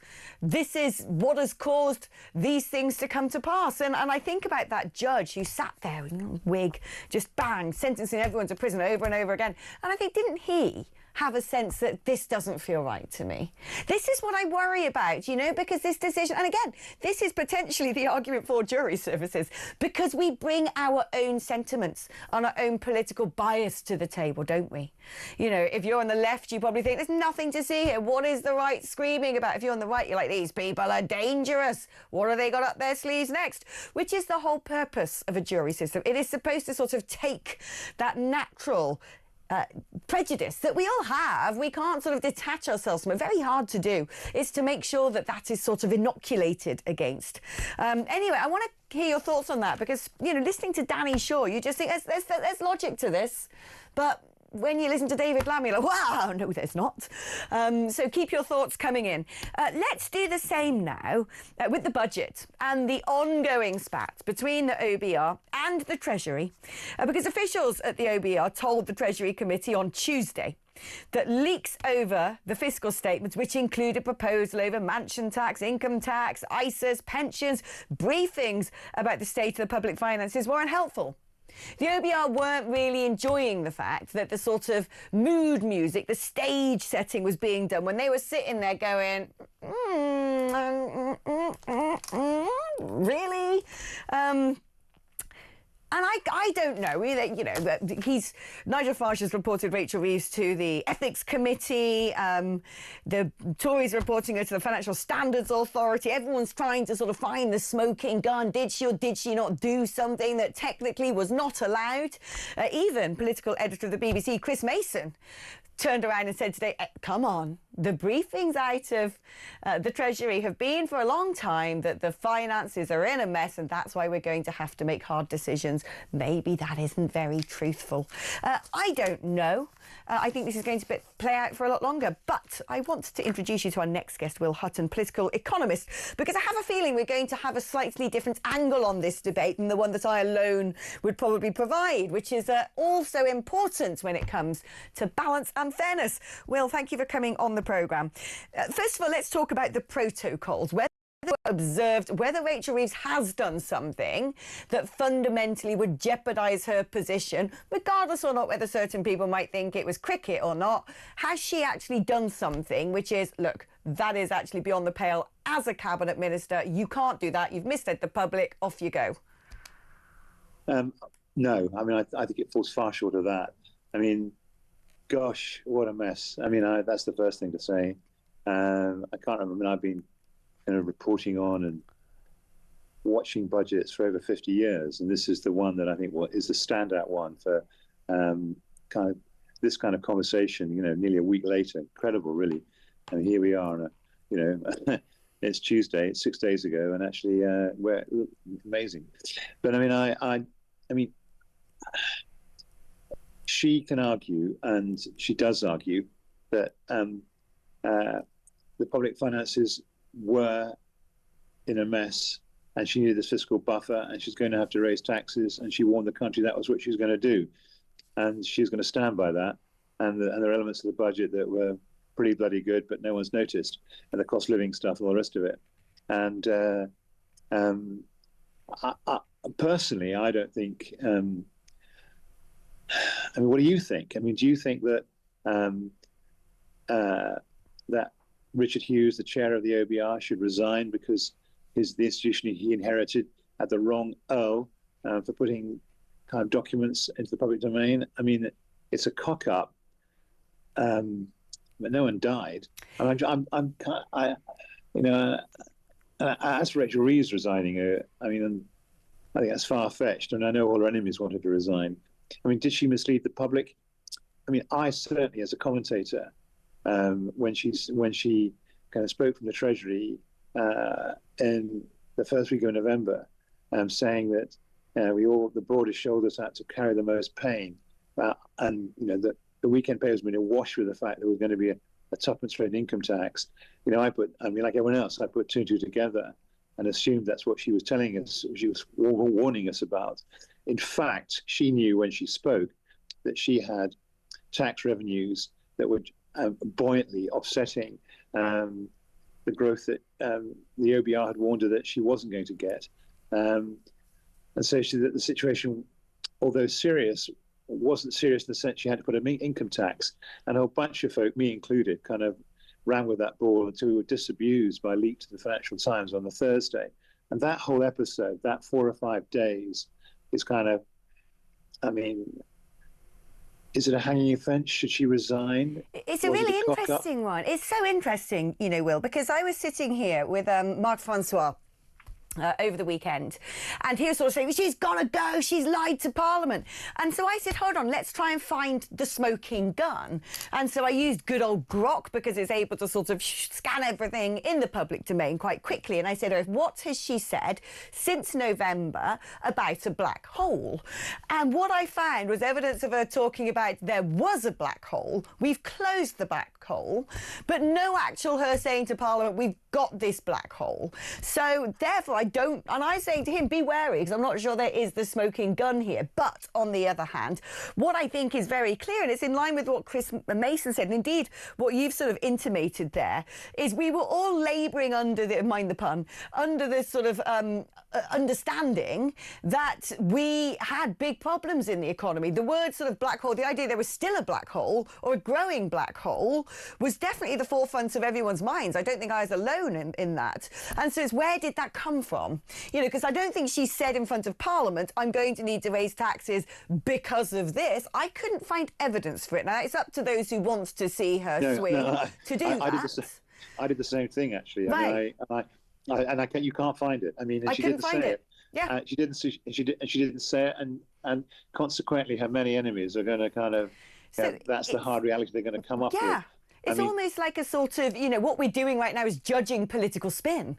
Because what she did do at the Labour Party conference is sort of set out unpopular decisions because of the state of the economy. She was very clear about that. And so everyone did think we're in a mess. And by that point, that was the 4th, 5th of November, she knew. She had the OBR report at that point, but they had decided to build this narrative, which is what a lot of politics is all about, because they knew if they turned round and said, we might have to increase taxes because we want to lift the two-child benefit cap and throw some more money at welfare, first of all, there'd be a whole lot of opprobrium from certain sectors of the press and indeed voters. But also I wonder how other international organisations, such as, for instance, the IMF might have reacted to that, because I know at one point the IMF had said to Britain, hey, you're walking the same sort of path as France right now, and you've got to cut down your welfare spend, basically. So she has done something, I think, to appease her backbenchers, which isn't necessarily in the minds of many the right sort of medicine for the moment. But has she directly lied? I don't know. I think what we're doing is prosecuting political spin, and I don't like it. No doubt you don't like it. A lot of people out there are fed up with it when they're ordinary members of the public. But it, for a long time, has been the way that politics functions. Well, I don't think I can add to that. I think you said it very, very well. I mean, we are again. I think the Prime Minister himself said yesterday, I think in his press conference, that there was a period when they were considering manifesto breaking income tax rises, and then rejected it. And I think what we're observing is they rolled the pitch for that. Hence the press conference. I think it was November the 1st and November the 2nd when she warned us all about kind of taxes to come, and then they decided they weren't going to do it and rode back. But that doesn't actually mean that the fiscal situation wasn't pretty serious. And she did have to. I mean, she's quite right. I mean, I'm independent of the whole damn thing. But I mean, I think it is right that the British government has a big buffer of it's north of 20 billion. To assure the people who buy our debt that even if we get blown off course, debt will still be falling in 4 or 5 years' time. And we are dependent on the kindness of strangers. We do need these guys to buy our debt, and we do want to protect public investment. So, in that sense, she did have to find the money to one way or another to do that. I mean, there was this. The problem is that there was this pitch rolling, and then they withdrew from it, and then and we're all left saying, well, why did they do the pitch rolling? And I think they themselves, if you ask them, would say, well, actually, in retrospect, we never should, and the whole damn thing should have been secret until the day. Yeah. I think all this pitch rolling that goes on now, and all this spin that goes on in the week, and it was all. I mean, I think it was a great mistake to have the budget as late as November the 26th. Yes. Do it quickly, Yeah, exactly. So it was weeks of people guessing I like your phrase. I like your phrase. We're prosecuting spin. Yeah. And then everyone's chasing their tail, and in the. I think basically we're prosecuting spin because underneath it all, what we're really arguing about is whether or not the two-child benefits cap should have been lifted right now, whether or not we could have afforded to give more to welfare when we know that perhaps there isn't as much to go around as possible. And so because people want to basically get her for that, they go, well, but it's political spin, Will, thank you ever so much. I'm having very sensible conversations today. What's going on? I'm going to end up writing for the Times next week or something at this rate. Blimey. Right, let's get things right back to good old-fashioned rantaroo, shall we? Because coming up after the break, I've got some brilliant snowflake stories for you and a psychologist who's going to analyse where all this stuff has come from and whether or not it is actually good for our mental health. That's coming up after this.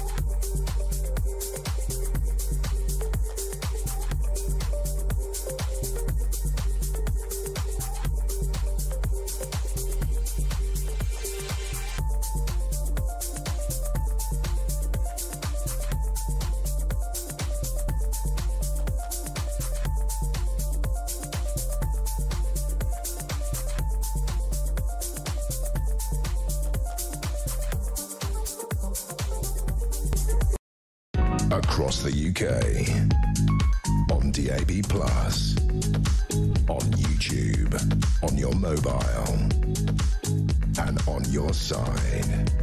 This is Talk. Do you know what? I've had a rant many a day about the people who are... There's an acronym for it, and I'm not going to get into trouble by saying the actual word, but Tuesdays, Wednesdays and Thursdays, people who work only on those days and consider having a really long weekend is their right. It's something that's sort of happened ever since COVID, basically. Everyone no longer wants to actually do the 9 to 5, 5 days a week. Is that good for us? Is that bad for us? That's what I'm going to try and understand, because there has been a campaign now to make schools have only a 4-day week. Not for the pupils. Oh no, forget about them and, you know, attaining grades that are equivalent to other parts of the world and the PISA tables and all the rest. No, forget the students. It's because teachers are facing fatigue.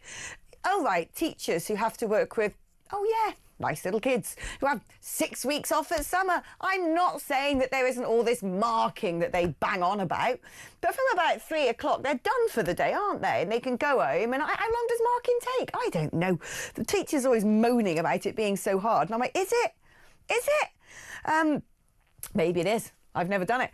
Similarly, we now are learning that British workers who are sensitive to rejection can sue for disability discrimination. Employers in the UK can sue for discrimination under employment law if they have rejection sensitivity, which apparently is a symptom of ADHD. So acute emotional response to any perceived criticism, disapproval or rejection, such as intense feelings of anxiety, sadness or anger. I mean, perhaps this is a thing, or perhaps we've just gone soft. Let's speak to Wendy Gregory, who is a psychologist. Wendy, first of all, I want to start with the sort of work ethic of this country, because I don't know, maybe I'm just archaic, but I think there's something really bad about people who say they want to work from home Mondays and Fridays. A, I don't think they're actually working, and B, I kind of feel it's sort of, there's this sort of malaise, this giving up in the United Kingdom, where everyone goes, oh, I can't be bothered. Do I have to? Am I wrong? Am I being sort of a dinosaur? Well, I mean, obviously, a lot changed during the lockdowns of COVID, and people started to realise the benefits of working from home. But there is also, Alex, a lot of evidence to show that when people are working from home, they actually work longer hours. They work harder very often than they do when they're in their office, chatting around a photocopier and going and getting a coffee or whatever. So, I'm not sure that that's correct. And I would have to say, because I used to be a teacher, so I would have to say, the idea of the knocking off at 3 p.m. is just, I mean, that was a long time ago, Alex. And when I started teaching, it was like that. So you can have a guess at my age now. The average teacher works more than a 60-hour week. And they just suffer from burnout. And it's not just marking, they have to hand in all this planning, they have to hit targets now, this, that, and the other. I don't think that's good for the children that they're teaching either. And I think there's this, I don't know, we seem to have got it all upside down in this country. Children are expected to pass various tests in this country before they would have started school in Europe. Most children don't start formal school until they're 6 or 7 in Europe, where we start them, it's nursery at 3, and then 4 in reception, which I think it's too much. And the school day actually has got, by stealth, it's got longer and longer for teachers and for children. Because I used to get, when I was at school, I used to get an hour and a half for lunch break, but now they're lucky if they have half an hour. So, and that's not good for children. They're exhausted, they're tired, and really they're probably not learning very much after 3 or 4 hours. But it's sort of cutting the school week down to 4 days viable, because I actually think of when it comes to people who do a 5-day week at work, vanishingly few of us are left, that it'd be a bit of an inconvenience if you suddenly have to, deal with your kid being at home on a Friday. Exactly. I don't think it is. I don't think it is doable, really. But what I would say is I do think that what should be looked at is the workload, which keeps coming up, teachers' workload. And that could be very, very much reduced because planning, well, if I just tell you a little story, when I was teaching, all this planning stuff came in. The head teacher said, I want your weekly plans in on a Monday morning in my pigeonhole. And I had a colleague who actually photocopied, she just changed the date every week on the plan and handed the same thing in, and he never noticed, which just to show that there's maybe a lot of unnecessary work involved in that. But no, I totally get it, because parents aren't, that would mean them having to find childcare 5 days a week instead of. But also, am I being a bit? I kind of get that there may be people when they work from home are more productive, because you're absolutely right. When you come into the workplace, and I take myself as a test case here. Out of all the presenters that talk, I'm one of the ones who turns up for my show. I used to, historically, not so much anymore. But I used to turn up to the show much later than some of my other presenters. And the reason I did that is because I preferred sitting at home, going through all the newspapers, reading stories, finalising my arguments in the peace and quiet of my own house with a cup of tea, because I knew the minute I walked into this building, it'd be like chat, chat, chat, chat, chat. And it's great, it's lovely, it's sociable, but I can't sort of lock down concentration as well. So I do understand this idea that some people may be more productive from home. But at the same time, I think there's a counter side to all of this, which is I do get the impression that we kind of now live in a society which focuses more on how little we can get away with rather than we don't seem to be so keen on productivity. And I don't know if that's a good thing for our mental health. I think while there might be people who are working longer hours when they work at home, I think there's also a lot of people who just want an easier life. And I'm not sure always that sort of instant gratification of having an easy life, it makes us robust and actually helps us to sort of be able to separate the chaff from the wheat, the highs from the lows, the sort of rest time versus the work time. And actually might be sort of mentally disbalancing. Yes, I kind of get what you're saying, Alex. I think this doesn't start with work, it starts with school. And I heard the word snowflake yes. a few minutes ago.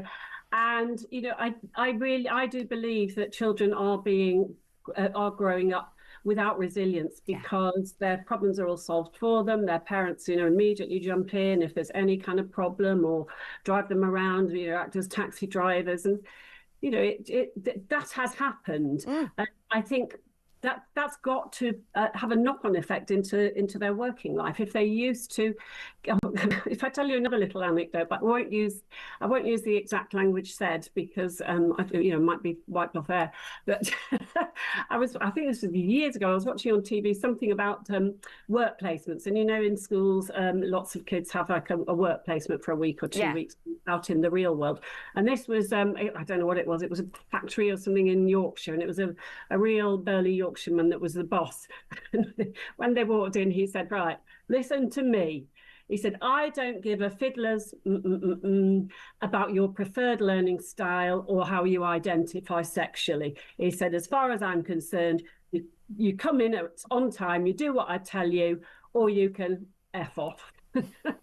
That is often the attitude that bosses will have. And it must come as a terrible shock to these kids who've had every little idiosyncrasy catered for. I'm not saying that we should ignore it. Obviously there are lots of children with genuine special needs and they do need special treatment. However, for the average child, you've got to learn to kind of take the blows, talking about that and talking about, where there are people with special needs who do require special consideration. What about this story of British workers who are sensitive to rejection can sue for disability discrimination? So basically, rejection sensitivity is a symptom of ADHD, an emotional response to criticism, disapproval, rejection, creating intense feelings of anxiety, sadness, anger.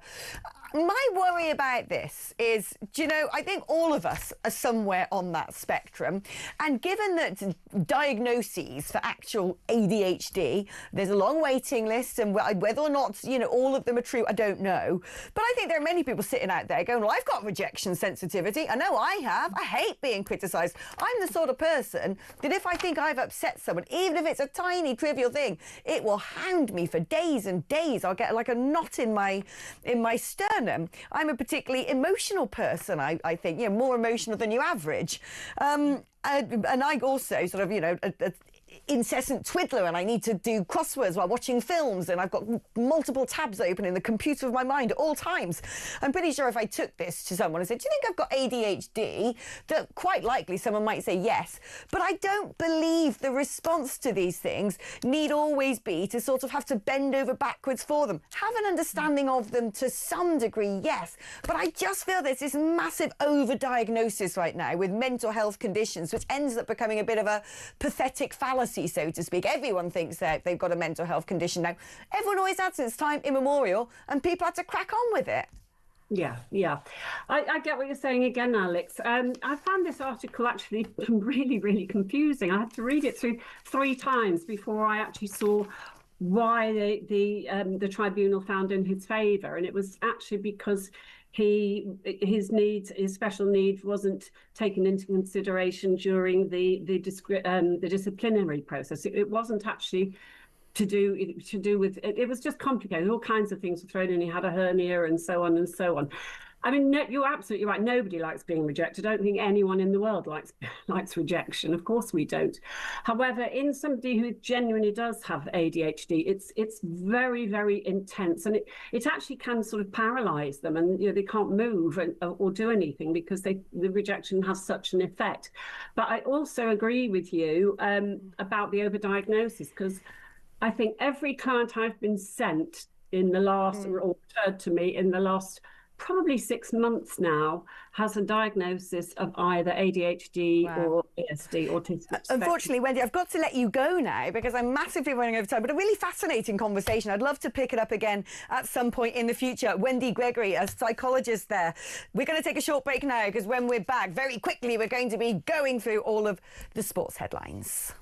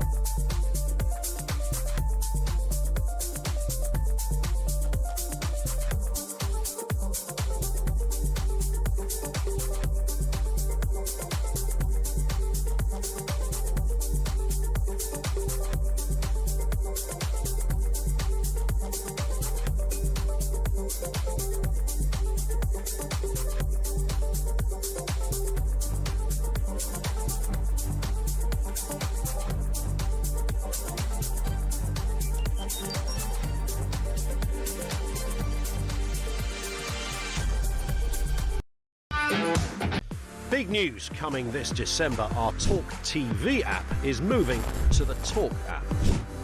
You can watch, catch up and listen to all your favourite shows and podcasts anytime, anywhere, all on the Talk app. From Monday, 1st of December, the talkTV app will no longer exist, so don't miss out. So head over to your App Store or Google Play and search Talk now.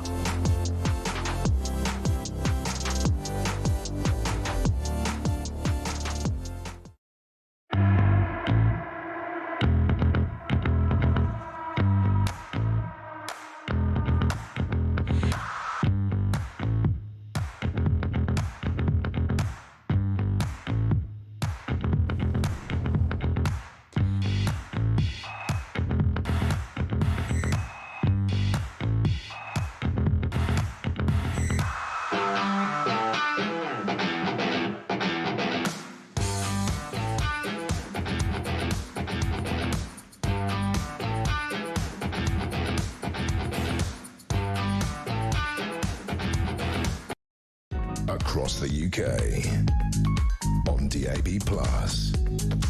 on YouTube, on your mobile, and on your side. This is Talk. Hello, welcome back. I'm pleased to say I am joined by Jake Sanders, sports news editor, because without him, I would be at a loss to tell you anything about what's going to happen tonight with people kicking balls about and playing a thug sport, a gentleman's sport played by thugs. So that is the analogy. So rather than me witter on about football, Jake, tell me, apparently there's Tottenham versus Newcastle. There is Tottenham versus Newcastle, which is a very big game for Tottenham and manager Thomas Frank in particular, who has been having it out with the fans over the last few weeks. They lost at home to Fulham on the weekend. Fans were unhappy again. They booed. They're going to Newcastle tonight, a ground where they have not done very well. They've lost their last 4 games. And as a very pessimistic Tottenham fan, I have a feeling it might be another very ugly evening for Spurs. Oh, does that mean your man Frank is going to find himself pushed out of the job? Well, if he loses tonight and then maybe loses on Saturday against his former club Brentford, I think that the patience might be gone by Brentford the fans. sounds like a made-up comedy club. It's his former club. It's another London club. And if he loses these 2 games, then he will be in massive trouble and might be out of a job by Christmas. Right, now let's talk about Chelsea manager now, Enzo Maresca. He wants Chelsea to fight Arsenal for the title this year. He does, and they played Arsenal on Sunday and got a very credible 1-1 draw despite having a man sent off. They're 6 points behind Arsenal, but they were in a similar position last season and they sort of froze in December. And the results, they really struggled for results. They're playing Leeds tomorrow. They've got some really winnable games coming up. But like the last 6 years, they'll be hoping that they don't go cold in December. Oh, judging by the weather, I don't fancy the chance of that. And cricket, that's a nice middle-class sport. They play that in my parts of Gloucestershire. The Ashes. The second Ashes test in Australia begins on Thursday. It does begin on Thursday, and it's been a big gap between the first test and this test, because the first test was over in 2 days because England capitulated despite being in a position of strength, and England are playing at the Gabba and they've not won there for 39 years, although Ben Stokes, captain, says we do not fear the Gabba. I think England have only won twice there ever. The Gabbatoir, I read, which is a good portmanteau. That is what they call it.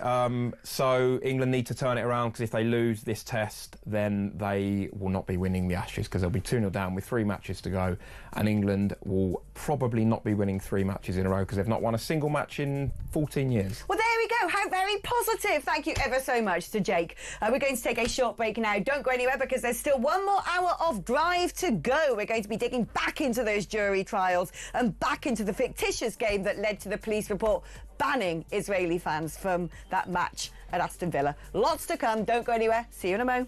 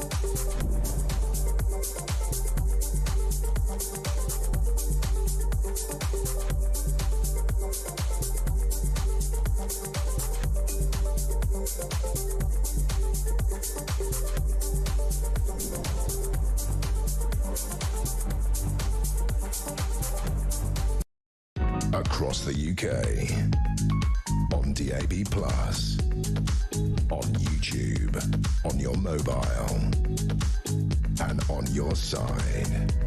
This is Talk.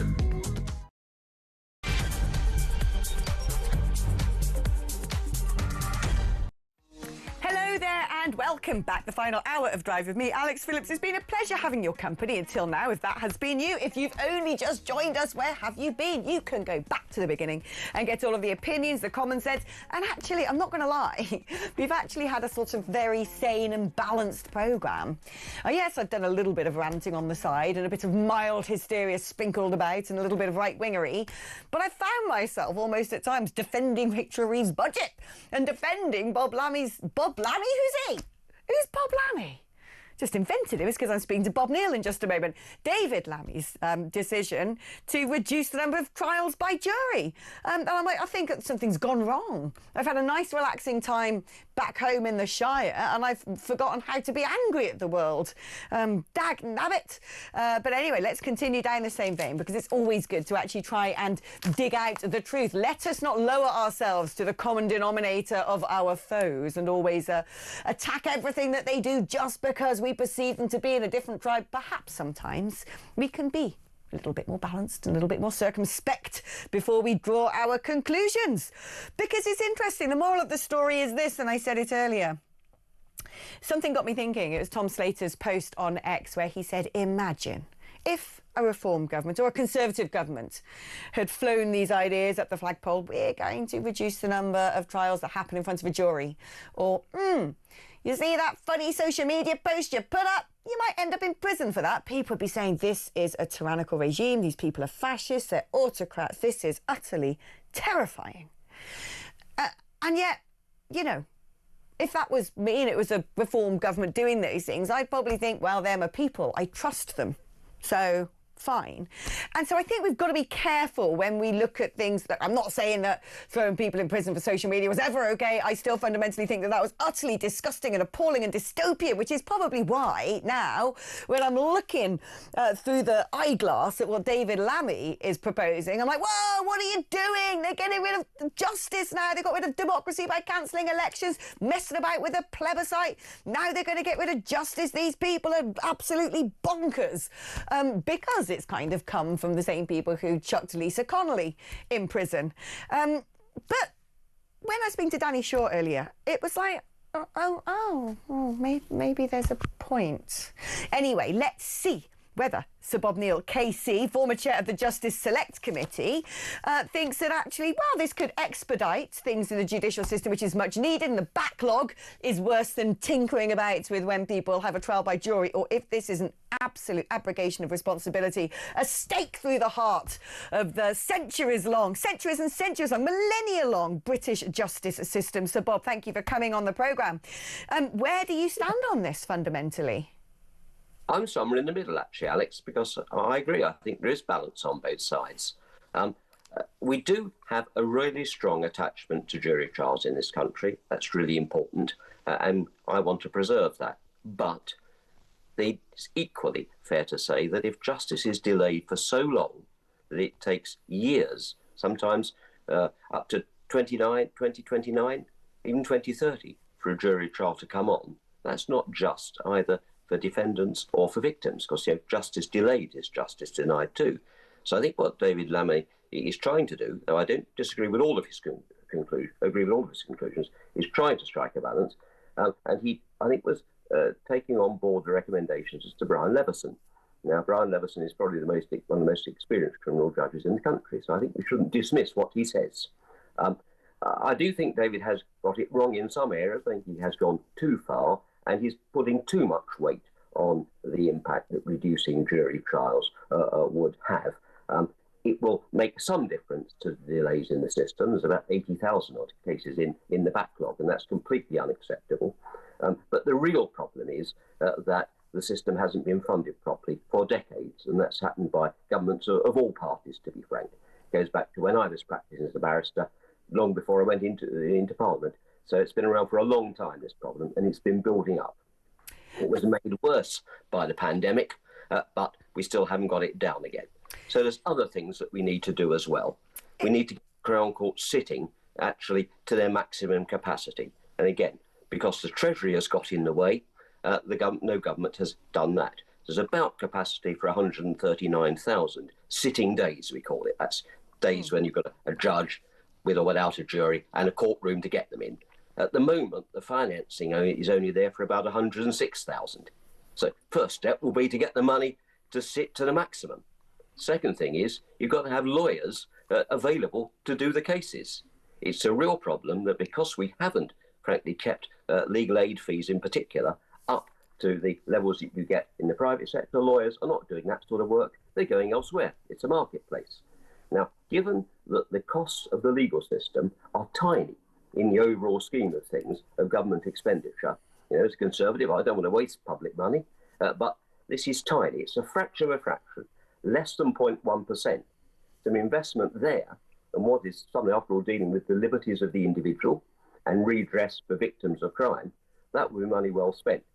I don't think restricting jury trial in the way that David does, which I think goes perhaps further than Brian Leveson was recommending, is therefore the silver bullet. That's my point about it. So in terms of, it seems to me what you're saying is there were other ways to skin this cat. And once again, the judicial system, much like many parts of our society, sort of breaking under the croaking, groaning weight of having a rubbish economy and perhaps poor policy funding decision-making as well, where the priorities of what money should be sent to where at what time. But what I want to understand is there an inherent risk to this?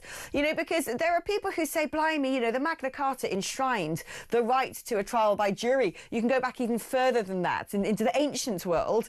And actually, is it a risk to sort of begin to mess about with that system, to begin to say, well, do you know what? We can get rid of juries for trials where the sentence could be more than 3 years. Is it potentially a thin end of a wedge? I've heard that argument. I'm not convinced that's the strongest argument against it. And for this reason, leave aside the fact that Magna Carta doesn't actually mention juries. It talks about trial by your peers, and that wasn't the way it worked back in the day, but these things evolve. But we have in the past had restrictions put on jury trial. So, for example, criminal damage cases, you only get a trial by jury if it's over £5,000 in value. Now, people might think, is it unreasonable to say, well, if you've got somebody at the moment getting a 2-day trial in the Crown Court, which much longer than it would take in the Magistrates' Court, for theft of a couple of bars of chocolate or theft of a single phone. Would it be unreasonable? Would it be destroying the jury system to put the same sort of financial limit on petty theft as we do on lower-level criminal damage and say, well, no, that can be dealt with by the Magistrates' Court? So I don't think that's a killer to the jury system. We used to have jury trials in defamation cases, libel and slander hearings. They have ceased to exist now. We had those back in my day in practice. That changed. I don't think the roof fell in there either. Or even back before the war, in civil cases, you had juries in things like personal injury cases. Nobody will dream of doing that now. So I don't think we should be absolutist about that, but it is getting the balance right. And it's also recognising that you do have to recognise that there should be, I think, a lay element in the system. That's where, if you were going to have an intermediate court, I would prefer Brian Leveson's proposal of a judge sitting with 2 magistrates. So you do have not just one person being the decider, and you've got people who are not full-time professional lawyers who can be a bit case-hardened hearing the cases. I would have thought that was a better balance. I suspect Lammy hasn't done that because, again, because we've never funded the system properly, we've had a massive reduction in the number of magistrates. Also because we've closed so many magistrates' courts around the country. So you probably couldn't find the magistrates to do it. Well, the answer is to get more magistrates, make it worthwhile for people to be magistrates, pay them proper expenses, which they don't get at the moment, give them proper training, give them proper courtrooms to sit in, because too many of our courtrooms are in a dire state, something the Justice Committee has been complaining about for the last 9 or 10 years during the time I was chairing it. I do all of those things as well, and maybe that will reduce the amount to which you need to reduce jury trial. Now, here's another thing that's just popped into my head, because I was thinking initially about what David Lammy had said about the transparency of judgments, because judges will have to record their thinking of why they've reached a certain conclusion, and that's going to be available to the public. And I was going to say to you, is this a risk when a lot of people in the public look at judgments, especially when it comes to deportations and things attributed to human rights, etc., and think that we've got a lot of campaigning activist judges? But then instead of asking that, and you can answer that if you like, something else popped into my head, and it was actually a story coming out of, I think it was Belgium, but essentially the story was, it was the continent of Europe, and the story was that judges are having to be taken into police protection because essentially when they're, you know, solely presiding over a particular case, if it's connected to criminality, people start coming after that judge. People start trying to sway the results through intimidation, or they may face retribution. And I thought to myself, well, look, you know, when it comes to certain crimes that might face a projected lower than a 3-year sentence, it could be petty crime, it could be drug dealing, it could be all those sorts of things, but they could be connected to much more sort of frightening networks of people. And so I wonder actually whether there's some other unforeseen dangers in going down this particular direction. Well, it's fair to say that the number of threats to judges have risen in recent years. So far, that has mostly, in fact, been in family cases, interestingly, where it's usually district judges doing things like access to children, where, you know, the parties get really, really emotionally upset about things and tempers run very high. And very often they're not represented by lawyers. And that's, again, I think, a forced economy that was made actually by a Conservative government under Chris Grayling's time. Because actually, sometimes the lawyers can calm it down. But it's not something we should discount. It's not a foolish point at all to make, Alex.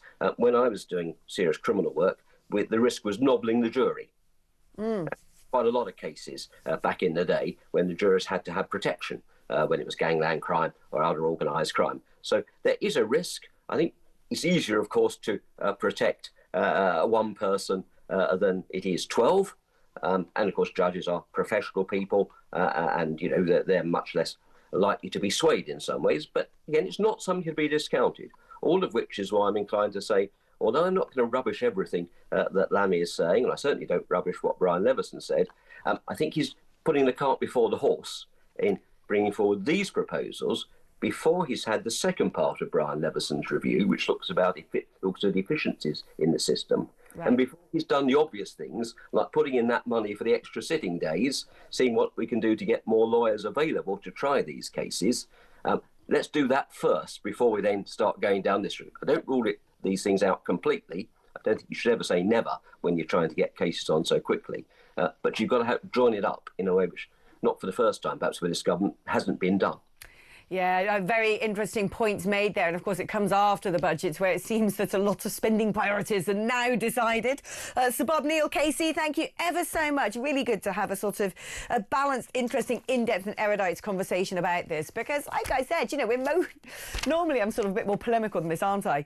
But when I'm talking about matters of justice and fairness, I think it's important to exhibit justice and fairness in the way you are scrutinising the issues. And that is what we are trying to do today. I hope sometimes when you listen to this, we have our communal catharsis and you enjoy a little bit of wit and humour and a good old energetic rant. But I hope there are other times that you sit there and you think, oh, gosh, I've learned something. You know, wow, I've taken a journey with Alex as she has explored a topic in a way I haven't heard anywhere else. That's what we're trying to do today. I don't know why. Maybe I'm going to wear my degree cloak and wear my mortarboard in tomorrow's programme. Let's speak now to Paul, who is in Shrewsbury. Hi there, Paul. Hi, Alex. I was just wondering with this thing with David Lammy, he said he's trying to try and get rid of all the backlog. But surely the only time they're going to save is the deliberation of the juries. Yeah. Do you know, it's really interesting. You've literally someone's message saying just that. Surely the only way a jury can delay a trial is by deliberating. The real hold-up is the Crown Prosecution Services, judges, barristers and lack of courtrooms. Exactly what the previous guest was saying, that if Lammy had stopped and listened to the second part of the conclusions that Brian Levison might make, it's, OK, instead of doing this, this is a better way to speed things up and it's going to take cash money. I have a feeling that is probably why you don't want to hear it, that he's coming out with his decisions first, because the budget's happened, they've decided what they want to lob money at, and it ain't going to be this. No, and of course they'll save a bit more money by not having to pay the jurors. Yeah.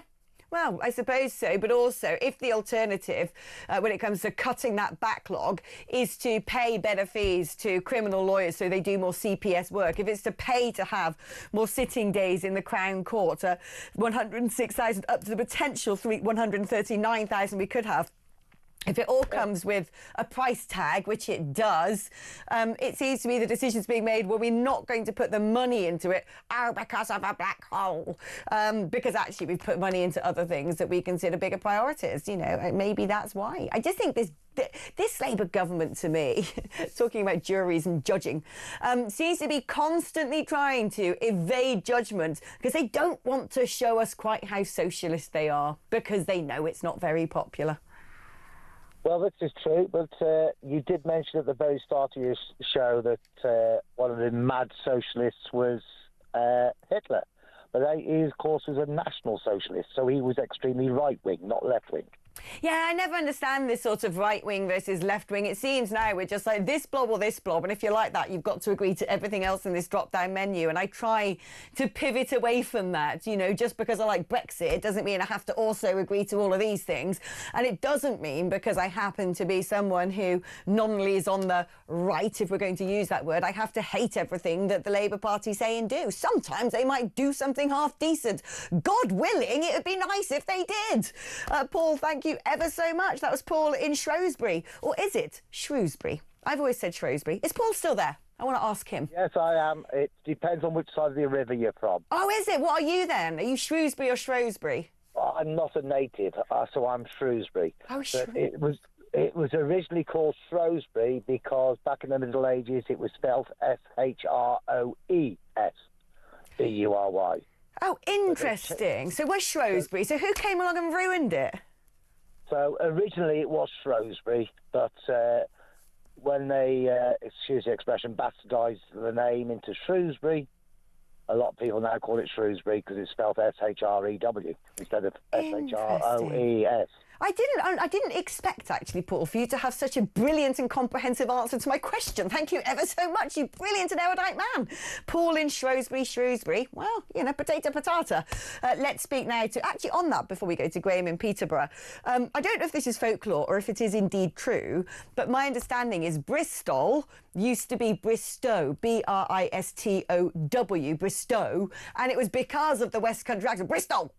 I'm going Bristol. That actually it became known as Bristol with an L because of the pronunciation of people from that part of the world. I may be wrong. Who's that? What's that, Ryan? I'm about to speak to someone in Peterborough. Paul Bristow. What? I only half understood what Ryan was saying to me in my ear, and I think it was very intelligent, but unfortunately I was barely listening. So he's going to remind me during the next advert break, and if I deem it to be so brilliant that I'm going to share it with you, that I will do.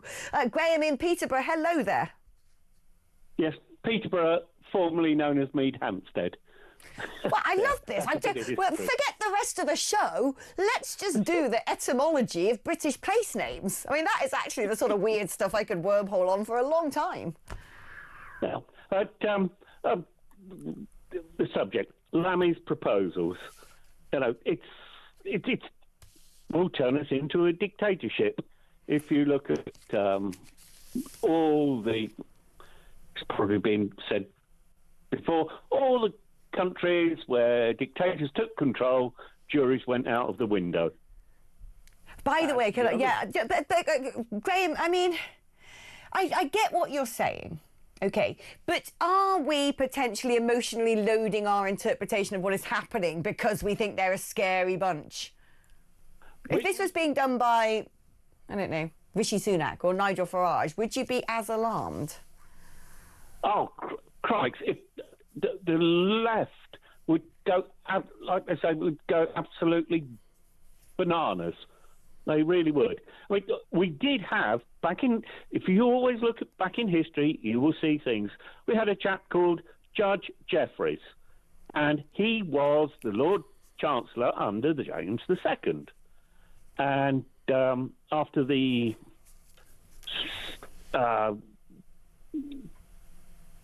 kerfuffles that were going on, he held assizes, and he was judge, jury, and executioner.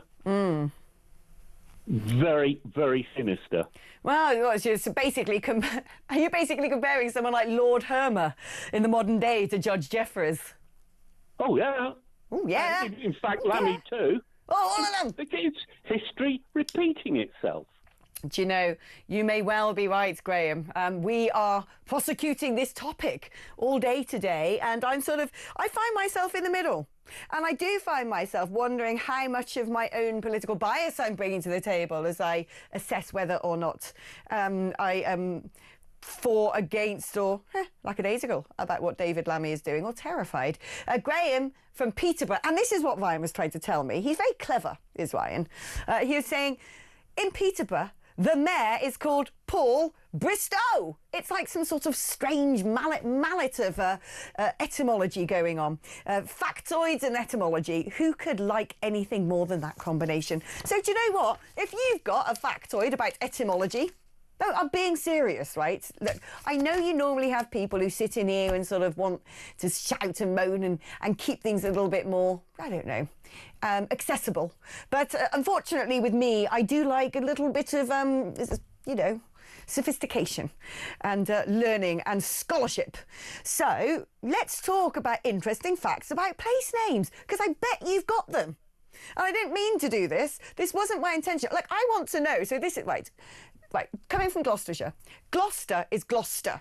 And Americans come and go, Gloucester. And you're like, you don't say Cester, you say Gloucester, right? Gloucester, Worcester, Leicester. And then I'm like, oh yeah, Cirencester. How does that work? So anyway, if you've got factoids about place names that are mispronounced or have evolved over time, where they may have come from, why certain places are called certain names. I love stuff like that. We haven't got long left, but ping it over in a WhatsApp. 03444991000 or voice note. Put it in a voice note, and then we can have a little sort of mega mix of interesting English etymology at the end of the programme, or Scottish, or Celtic, or Irish, whatever, Welsh, the lot of it. And if you can do the whole translation of Clanfire, Pulgwyn, Gil, Gocheri, Clantasio, Gogogoth, Mary, Pool, Whirlpool, something or the other, then do that as well, because everyone loves to hear it. OK, we're going to be taking a short break now, but when I come back, we're joined by the fantastic Johnny Gold, who is an Aston Villa fan and a broadcaster, because I want to ask him what he thinks about this weird fictitious game made up for the police report for the West Midlands, who then banned the Jewish fans, the Israeli fans, from coming over to watch that match against Villa. We're discussing that after this.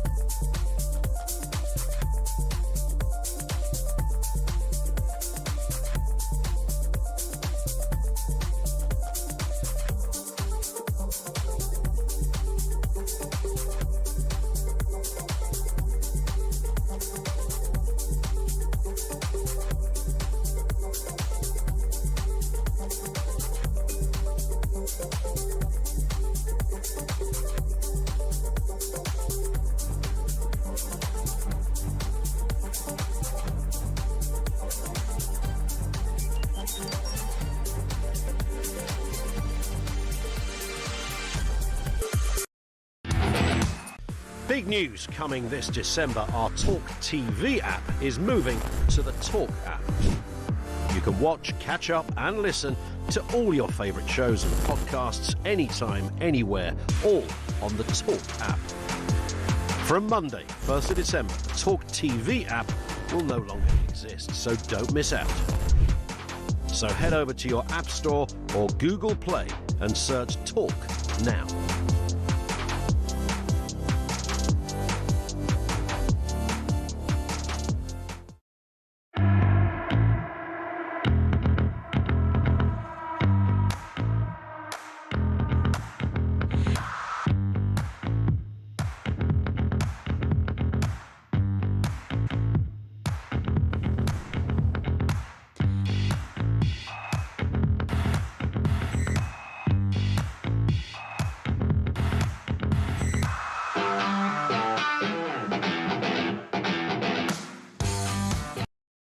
Across the UK, on DAB+, on YouTube, on your mobile, and on your side.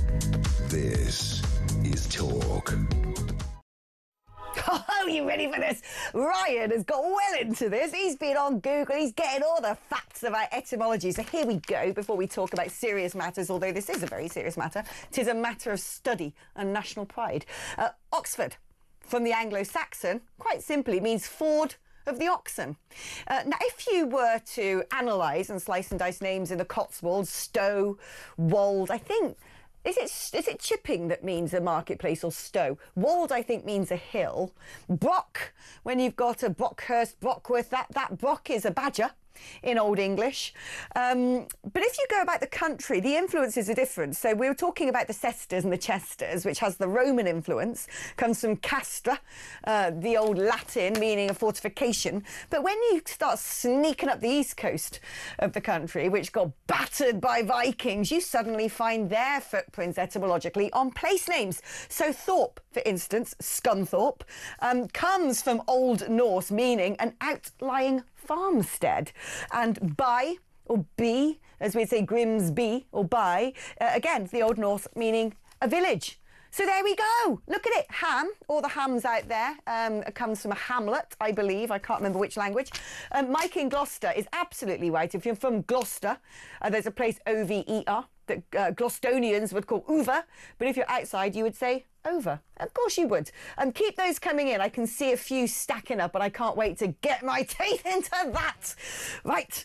Let's speak now to the brilliant Johnny Gold, who's an Aston Villa fan and a broadcaster. Johnny, it's been ages since we did something together. Whoa, look at that shirt. I love it. Well, it's nice to be here on Drive Time with you, Alex. How are you doing? I'm very well. Oh, we used to do all sorts of bits and bobs together back in those studios that we now don't talk about. I miss you. And here we are. It's lovely to be reunited. It is lovely to be reunited. Now, talk to me. I mean, this is actually really rather stunning. The police, of all people, who, when it comes to evidence gathering, should know a thing or two about, you know, staying between the lines and doing things properly. It turns out in their report, where they decided it was going to be too much of a security threat for Maccabi Tel Aviv fans to come over to Aston Villa, that there was a completely fictitious game that had gone all, you know, wonky and was dangerous, and that was part of the reason they said, well, you know, if this happened at West Ham when they came over, it could happen to us. Well, it didn't happen.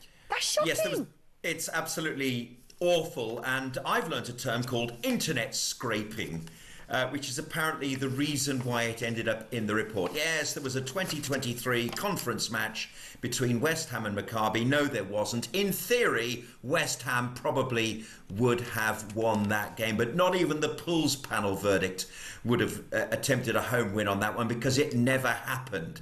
And the sheer amount of porky pies that are being told to the Home Affairs Select Committee is shocking. They are completely inverting what happened.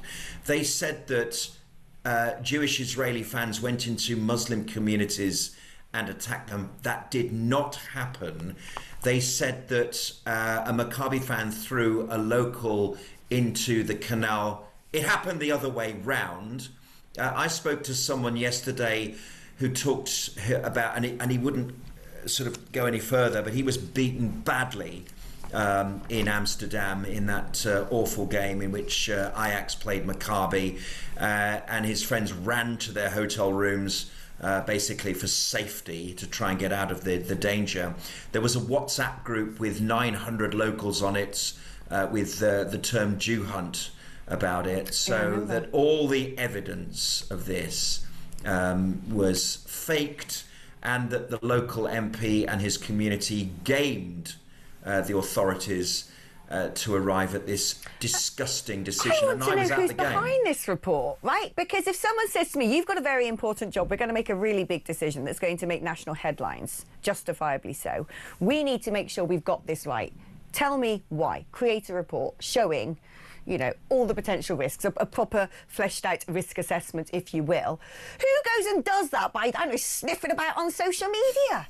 Absolutely. And apparently the report was compiled by someone within an organisation called Hind Rajab, and the founder of that organisation was a part of Hezbollah, of course, the proxy army of the Iranians. The report was done by it contributed into this safety group. What is the safety group? That's such an Orwellian title. Trying to keep people safe from what?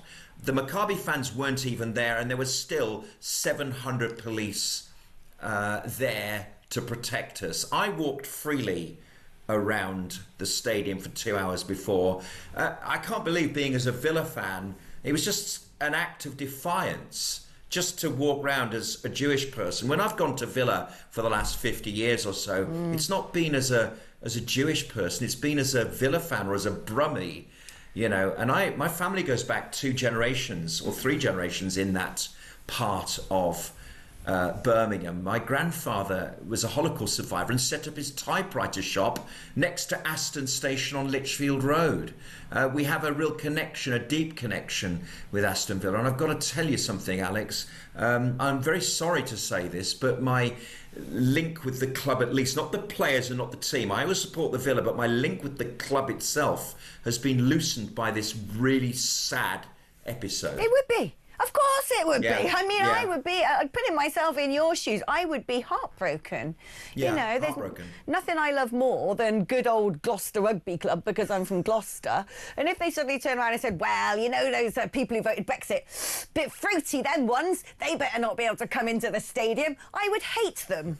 I would be absolutely shattered. And this is so much worse because it buys into this whole idea, like you said, the inversion of the truth, which happens all the time in these narratives, that Israel's evil, Jews run the world, they are the threat, they are the danger, and the victim is always those people on the other side who tend to enjoy a good grievance narrative. And it's so dangerous that we keep allowing this to happen. And I just cannot, in my mind, fathom when the police, for crying out loud, gathering evidence, okay? Like, to go and get that evidence from social media, which is riddled with Muslim Brotherhood propaganda. We know that. We know about the gazillions of bot farms and the way that people try and manipulate narratives, all the sorts of Pallywood stuff, you know, the fake videos of dead kids, and oh, look, it's twitched. Yeah, we know that this is taking place. So why on earth? I mean, this is utterly jaw-dropping.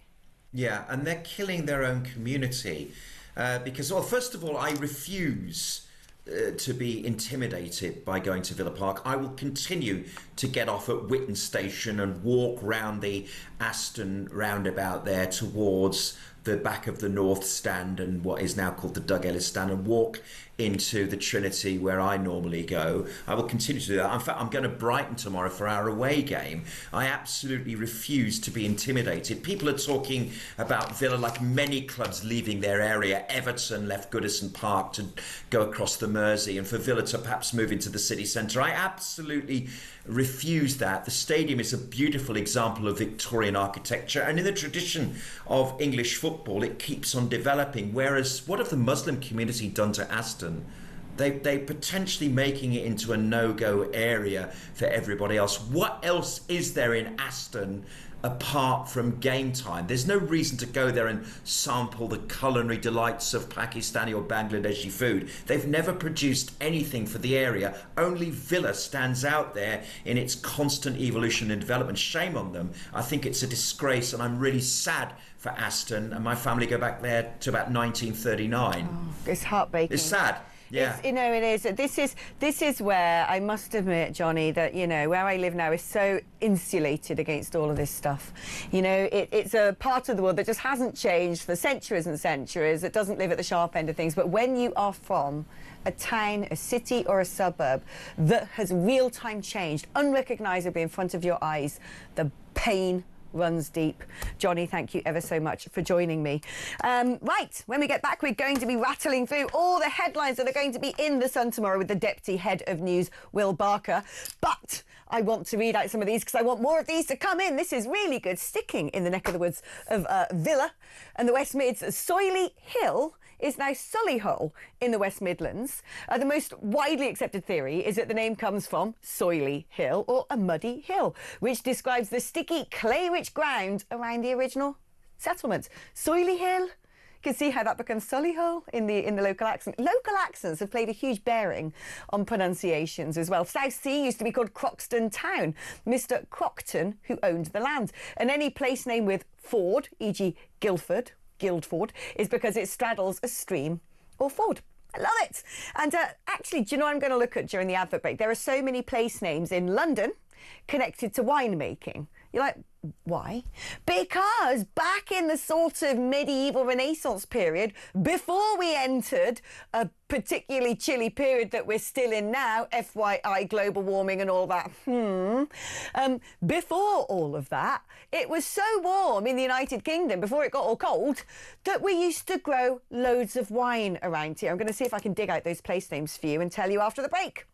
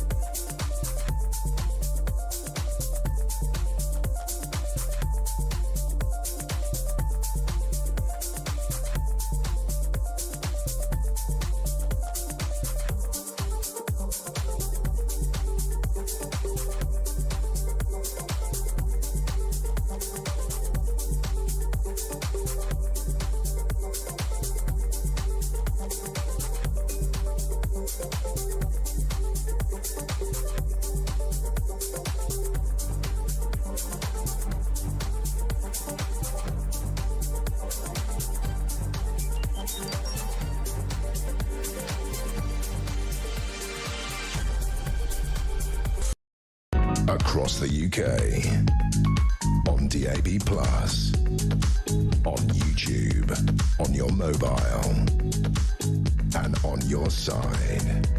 This is talk. Well, you know, we've been talking about the etymology of place names, and I was saying, you know, if you went up the East Coast, you get this sort of footprint of the Vikings. And if you happen to be somewhere where the Romans set up a fortified city, you're probably going to be from Castra, Chester or Cester. It turns out Stowe, which pops up Bristol, Bristow, Stowe on the Wold, lots of stuff going on in the southwest. It actually comes from Proto-Germanic, and it means a holy place. So there you go. I want to hear your ideas on etymology of place names in the United Kingdom. I love stuff like that. Let's geek out. But before we geek out, let's geek out on what's going to be in the Sun tomorrow. Yes. Will Barker joins me now, Deputy Head of News. OK, tell me, what is in tomorrow's papers? Right, well, on Friday, we discovered that Holly Willoughby had been involved in a prank because there was a listing dropped on... We didn't know about this, but it turns out back in August she was driving her Mini Cooper around in Barnes and had an accident. And we kind of spoke to the agent and they said, oh, nothing to worry about, it's very minor.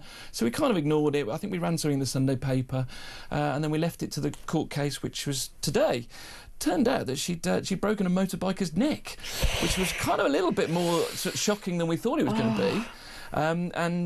She was then basically she was driving right at a junction and ended up taking out this guy on a scooter, and he broke his I think fractured his C7 vertebrae and broke his toe. Wow. So yeah, which was all quite nasty. I mean, I know that she's not been she's not up for dangerous driving, is she? 6 points on the licence and a fine for something below that, but part of me has sympathy, you know, when you live in London and all these scooters constantly whizzing past you, and you know, but I think one of the main blimmin' problems in London is you can barely take the time to be aware of hazards going on around you because you're always trying to make sure you're not going over blimmin' 20 miles per hour. Yeah, absolutely, yeah. So part of me feels slightly sorry for her on this, I must admit, but not nice for the poor man on the scooter though, clearly. No, exactly. OK, right, let's talk about Mr. Putin. Yeah, well, so this is this took us by surprise this afternoon. So Vitkov and the American delegate are heading out to Russia to go and sit down with Putin and bash out what we thought was the peace deal. Peace deal was on its way, and it all looked like we were going to maybe even by the new year we'd have sort of peace in the Ukraine. You really thought that? Well, did ya? Maybe there was a hope. There was hope. There was green shoots of hope. And but Vlad went on telly and had a proper rant. Yes, basically said about Europe, right, come after me if you think you're hard enough, we're ready. You're the ones getting away the peace deal. What, because we don't want to capitulate to you? Yeah, so any hope, like you say, was completely gone. And now we're on the shoes on the other foot, and he's saying, you know, if you come and fight me, we're ready. But this is the thing with Russia. They're very good at leveraging strength because they'll turn around and go, guess what? We got a load of nukes. They're all pointed at you. Think twice before you do anything. And the thing is, you don't know. I remember when they first invaded Ukraine and everyone said, well, he's like a cornered rat. You've got to be careful. You've got to build him a golden bridge. You know, you sort of climb on in too hard and he could lash out tactical nukes. All those things, they haven't come to pass. Yeah. But I think you can tell that there is an approach of a softly around him because you just don't know, and that's the jeopardy that he uses to great advantage. Not praising him, not suddenly pro-Russia, but you know, he is an operator and a nasty piece of work. Yeah, absolutely. Yes. All right, now the former artist known as Prince, now Andrew Mountbatten Windsor. Tell me what's going on with him. Well, I was talking about him last night. I think last time we were on together, I was talking about them, and once again, there is yet more news about Andrew. So today, a report came back from the Crown Estates, who look after all the royal houses, and there's obviously been lots of criticism of the fact that Andy's had this peppercorn rent staying in Royal Lodge, and they've come back and they revealed that the place is in such a mess, in a dilapidated state, that he's probably not going to get any of his compensation back that she was due to do in his tenancy agreement of sort of several thousand, I think it's half £1 million or something like that. There was a lot of money anyway knocking about, and he's not going to get a penny of it now, we think. And I think the MPs, they had to report to MPs. MPs are now going to be carrying out a full report, a full investigation into all these peppercorn rents. I think Edward's got one, some of the Kents have got them, and work out are they worth the money that they there should be. Now, I think that the Andrew story that interests me the most at the moment is whether or not he's going to be shipped off out to the Gulf somewhere. Yeah, I mean, I think that would be a crazy. So we had an exclusive that there is a palace waiting for him in the same estate where the disgraced Spanish king is. Is it Bahrain? Bahrain is one of the places. I think this was out in Abu Dhabi, but Bahrain, they're sort of looking at that. I just think that it would be so dangerous. You know, the minute that you send older Andy out to the, especially like, the UAE, how long before he's sitting in some palace and he's got a harem and there's toe sucking and who knows what's going on. Yeah, but then they've got something on us. Yeah. And then he's out the grips of the Americans as well, so they won't be able to get him for any Epstein. But I do think, it's sort of out of the frying pan into the fire. I think it would give, wherever he may end up abroad, it gives them leverage over us if they can disgrace the royal family even more. It's in our national interest to say, no, mate, you've got to stay here. Yeah. That's my view. Many people may indeed disagree. OK, what's going on here about poor old Jeff Brazier? Yeah, no, Jeff Brazier's having a bit of a tough time. We revealed at the start of the week that he's getting divorced or splitting up from his missus, and he's clearly, I think, starting to show signs of crack. He was on Loose Women on Monday. Well, that would make anyone go a bit nuts. Well, yes, and he was chatting with the host, Ruth Langsford, and he bit back at her, and he had a pop. And I was wondering, have you had any awkward moments like that, where the guest has just lost it? Oh no, actually, no, not on this. Actually, I mean, not really. But I did have a bit of an interesting run-in with Alistair Campbell on Newsnight once. Oh wow. Yeah, the man always punched me in the noggin. You must have seen that. It circulated widely. He's like, I will patronise you if I like deer or something like that. But what was the bit that people didn't see is that as the camera pans away from the panel like this, he was pulling out his microphone, but it's doing it deliberately. His hand was like this, having to sit like that. And it was, I mean, I'm not one of these Me Too movement, and he scared me, but he actually did scare me. Oh, wow. He actually did scare me. Yeah. He's a big guy, isn't he? I've met him. He is, and he's quite imposing. I think if he was on your side and charming and nice, he'd probably be one of the loveliest people. You'd probably be quite enthralled by him. But if he doesn't like you, I think he can be a bully. Right. I think, there you go, because I think because I experienced. Right, OK, not saying he is, it's down to interpretation. Will, thank you ever so much. It's great to know what is going to be cracking in the papers tomorrow, and I look forward to reading it. The brilliant Will Barker. Now, ladies and gents, it is that time of the show where it's the last opportunity to get in touch and let me know what you think about the stories today, or especially, please, the etymology of place names in Britain. The number is 0344499 1000. You can also use that number to send me a quick WhatsApp or a voice note on WhatsApp, 87222, if you're going to text like talk before you message. I'm back after this.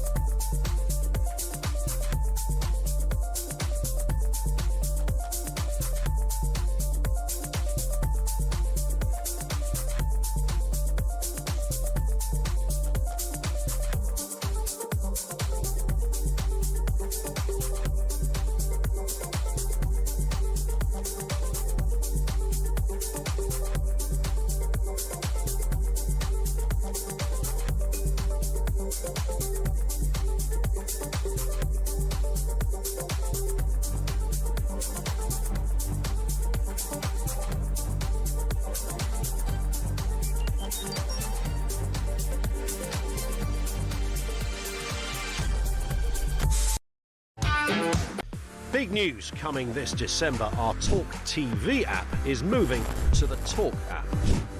You can watch, catch up and listen to all your favourite shows and podcasts anytime, anywhere, all on the Talk app.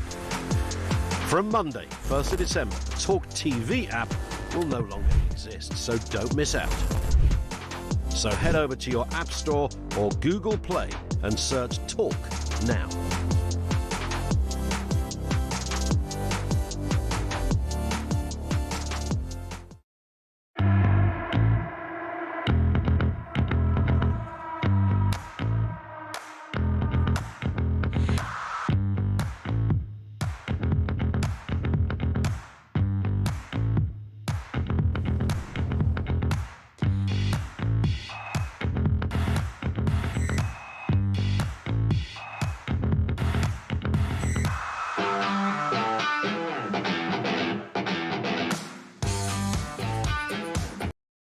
Across the UK, on DAB+, on YouTube, on your mobile, and on your side. This is Talk. Okay, let's do a very quick dig into place names now, because I'm thinking of a couple that I've always wondered about their origins. One being Devizes in Wiltshire, because I'm like, that's funny. I used to jokingly call it Devise, because I thought it sounded quite French. Actually, it comes from the Latin ad divisas, which means boundaries. And then another curious place name is Ashby de la Zouche. And it's, oh gosh, but how did that happen? Ashby comes from the Danish be by, apparently it means ash tree. An ash tree. But the de la Zouche happened when the Normans came over, the Zouche family, La Zouche family, and said, this is ours now. But weirdly, the Normans, of course, were the Normans because the word Norman comes from Norsemen, so they themselves were also Danes. Oh, make it all make sense. Two Scandinavian named islands in the Bristol Channel, Steepholm and Flatholm. Oh, this is a lovely one. Brian says his favourite place name is Ullswater because of its beauty, but also originally it was Ulf's Water, named after the Viking who owned the land and the lake. And apparently towns named Gate are named from the Vikings, a gate meaning road. So Margate, I'm guessing, and other things like that. And Russell says, I grew up in a village called Zeal Monacorum in Devon. That's a cool name. Loosely translated, it means place of the cell of the monks. Love that. Zeal Monacorum. In what language? Are we actually, if we're in Devon, are we starting to lean into sort of old Cornish, maybe? I don't know. That's spread down there. Russell comes from Crediton in Devon. Like, Crediton itself is an interesting name. I can't stop. Someone, please help me. Let's change tack now and speak to Steve, who's in Leeds. Hi there, Steve. Good evening, Alex. How are you? I'm all right. How are you doing? I'm fine, thank you. I hope we don't go to bed tonight thinking of all these different place names. Oh, that is exactly what I'm going to do. When I can't sleep, I play this game called the alphabet game in my head, and I do A to Z, and I come out of a topic like cheese, and I try and do the entire alphabet in cheese, and that's what I do instead of counting sheep. So no doubt tonight I'm going to be like the weirdest place names in Britain, A to Z, and be awake till 3 a.m. Yep. So my call was about this government edict from Lame Lammy about reducing the number of jury trials because there's a backlog of 78,000 cases. Well, you've got to remember this is built into the system, right? So the police work 24 hours a day. Criminals work 24 hours a day, right? So if you want to process that 24-hour-a-day system of crime, you need a 24-hour-a-day court system. So currently the courts work 40 hours a week. Yep. There's 164 hours in a week where criminals are plying their trade and police are doing what they can. So why don't we go to a system where the court system reflects the way crime works? If you had courts open 24 hours a day, and I know the judges will complain because they're professionals and professionals don't work weekends. Yeah, magistrates don't work weekends. We don't want professional people being treated like people at Tesco's who actually work 164. Tesco's is open 164 hours a week. So's Asda, so's Morrison's. But the problem is we have a professional class like doctors, like magistrates, like judges, that, no. I don't work weekends, I don't work on an evening, I don't work shifts. So, I mean, basically, it seems to me that you think the best way we could actually sort this out would be sort of the Nightingale courts, the courts that sit 24 hours a day. Yes, because in America, when they had a similar problem, they introduced night courts in New York. Ah, well, there you go. Courts. Steve, thank you ever so much. I've got to let you go now because Mr. is here. Mr. Kevin O'Sullivan's with us. Kev, I don't... By the way, Night Court was a smash hit comedy series in America based on what your caller was just talking about. Oh, well, there you go. Aren't you a little... I was there when complex it was a hit, yeah. creation. Yes. But before you tell me what's in the show, because, you know, it's going to be great, I want to ask you about place names because we've been doing this today. So someone said Barnet, where they come from, is Anglo-Saxon, meaning land cleared by burning. Is that right? Barnet. Okay. Well, I live near there, so that's sort of suitable, isn't it? Yeah. And here you go. So Reg in Southampton says many place names are Compton. It's Old English for a valley farm or a settlement, broken down as cum, short valley hollow, and ton, a farmstead or settlement. I'm just really enjoying. I like all that stuff. Yeah, but I've never understood why elephants and castle. And there's all these sort of theories for that, aren't there? Like the Oliphant de Castile. Yeah, or it could be something to do with India and trading with India, involving in. So you might